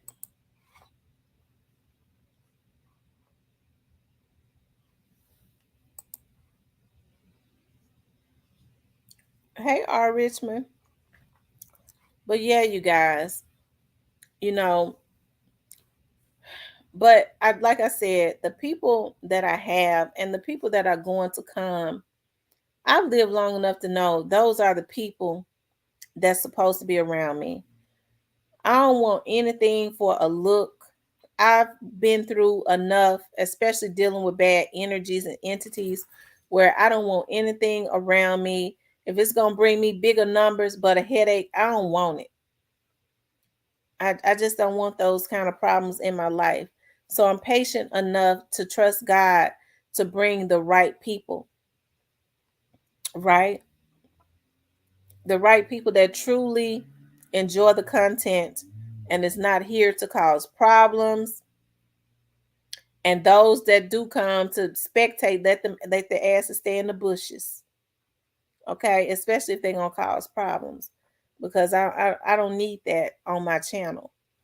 My channel is a channel with a purpose, and I do mean that, a true purpose. Okay, because I know the direction that I wanted to go in. And that's why I don't let anybody take me off track. Like, even when they thought that when they violated me and they was deleting my videos, they was hacking. That's evil on so many levels. How black men could participate in that and women, I don't know. but it's not going to do them any good in the end because they have messed themselves up with messing with me. Sometimes you can mess with the wrong person. Okay?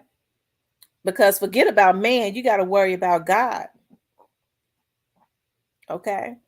And it is God that works through man to make sure that there's justice in the natural form. So you have to be careful about who you violate. And that was a pure violation. Okay? And all for what? You scared a person that's going to be great? That's the exact same thing that happened to young Dolph. And I think that's one of the reasons why I stay on his case. Another reason. Because I want for black people to know we got to stop killing each other because of jealousy.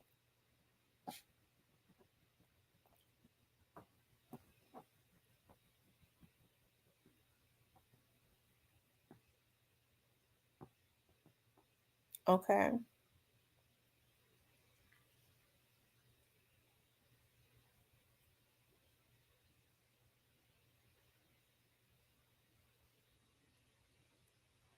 Auntie Fee say I'm back. That could be it. But I'm gonna let the hackers, you know, I can't talk about that. God's words say, "Touch not my anointed, touch not my anointed ones, do my prophets no harm." And they touched the wrong one when they touched me. Okay,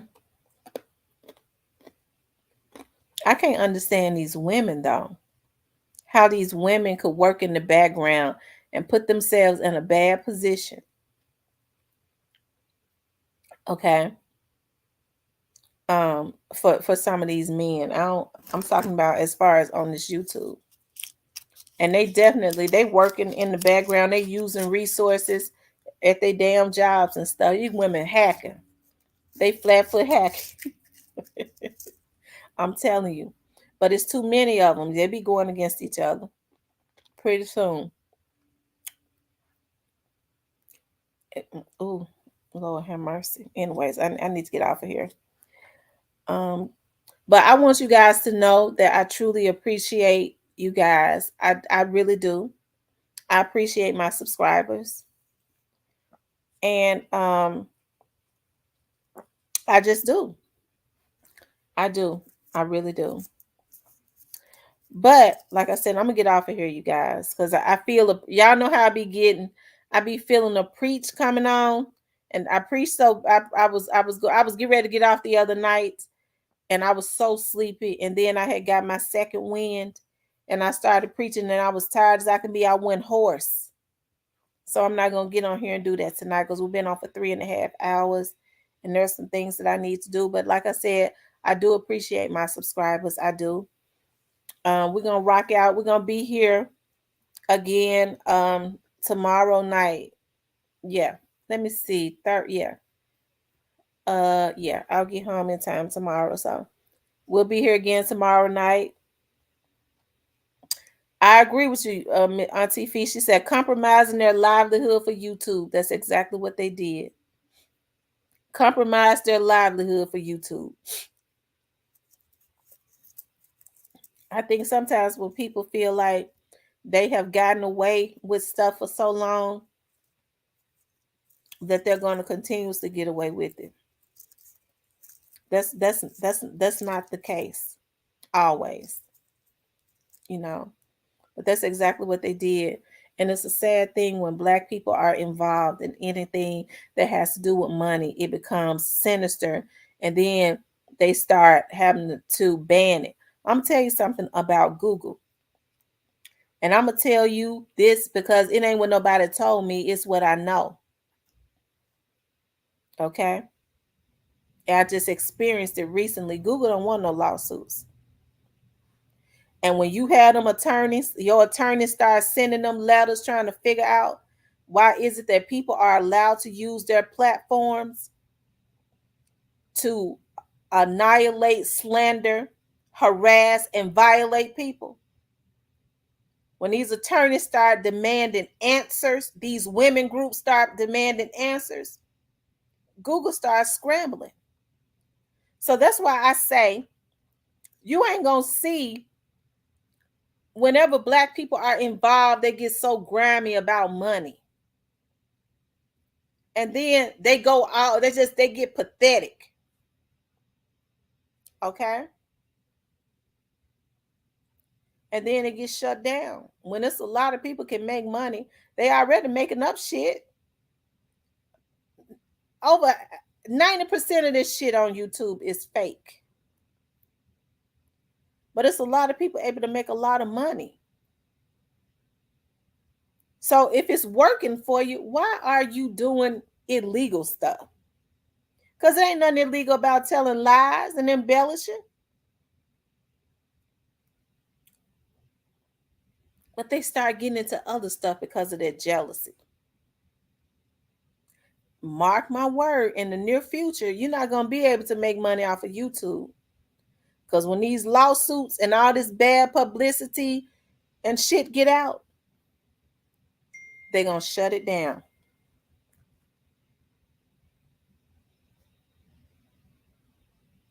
Okay?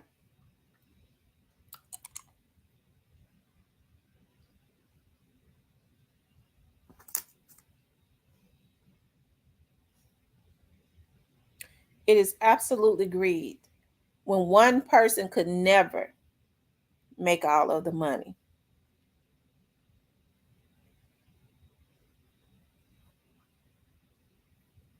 I agree with you, always blessed. They do illegal stuff because they must not have nothing else better to do. They do illegal stuff because they was able to do it and people didn't know who they were. That's not the case now. Okay? So they figure they could do it and laugh about it. No, nobody know it's me anyways. I can hack into your shit. And let me just say this to these niggas that's scrubbing. By law, Google, Verizon, everybody has to keep records of anything deleted up to 8 years. So I wouldn't give a damn what you scrubbed. You let them foreigners tell you a damn lie, black ignorant mother suckers. These black men act like they stupid. I can promise you that's what it is. And it makes me so mad because I know who they are. But they follow the lead of these foreigners who's trying to really hijack the black community because the talent is in the black community. But black people be so glad to do illegal stuff to try and take advantage of other people. They just be so willing to jump on train and they throw them up on the damn bus.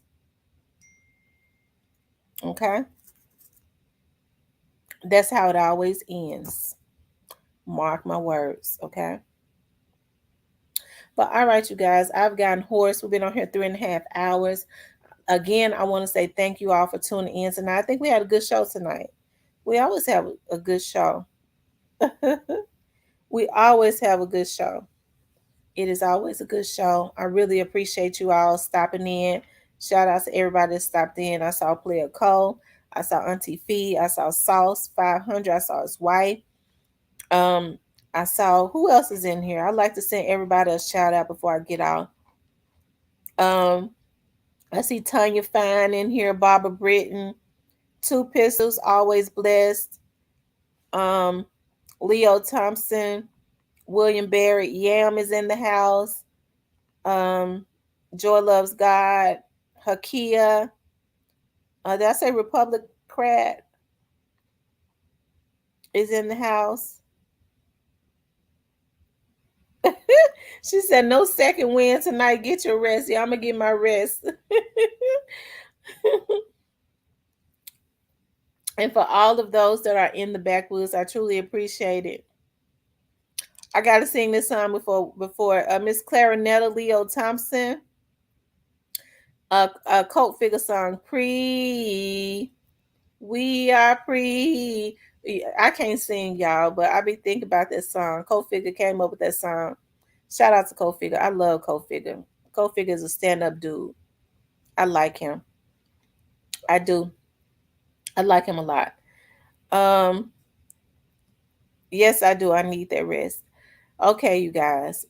For those of you all that's got to go to work tomorrow, I pray God's grace up over you. I ask God to go before you. For those of you all that's getting ready to go to sleep tonight, I pray God's blessings over you. I come against any demonic spirit that has come against me or anybody in my chat. I send every curse back to the sender.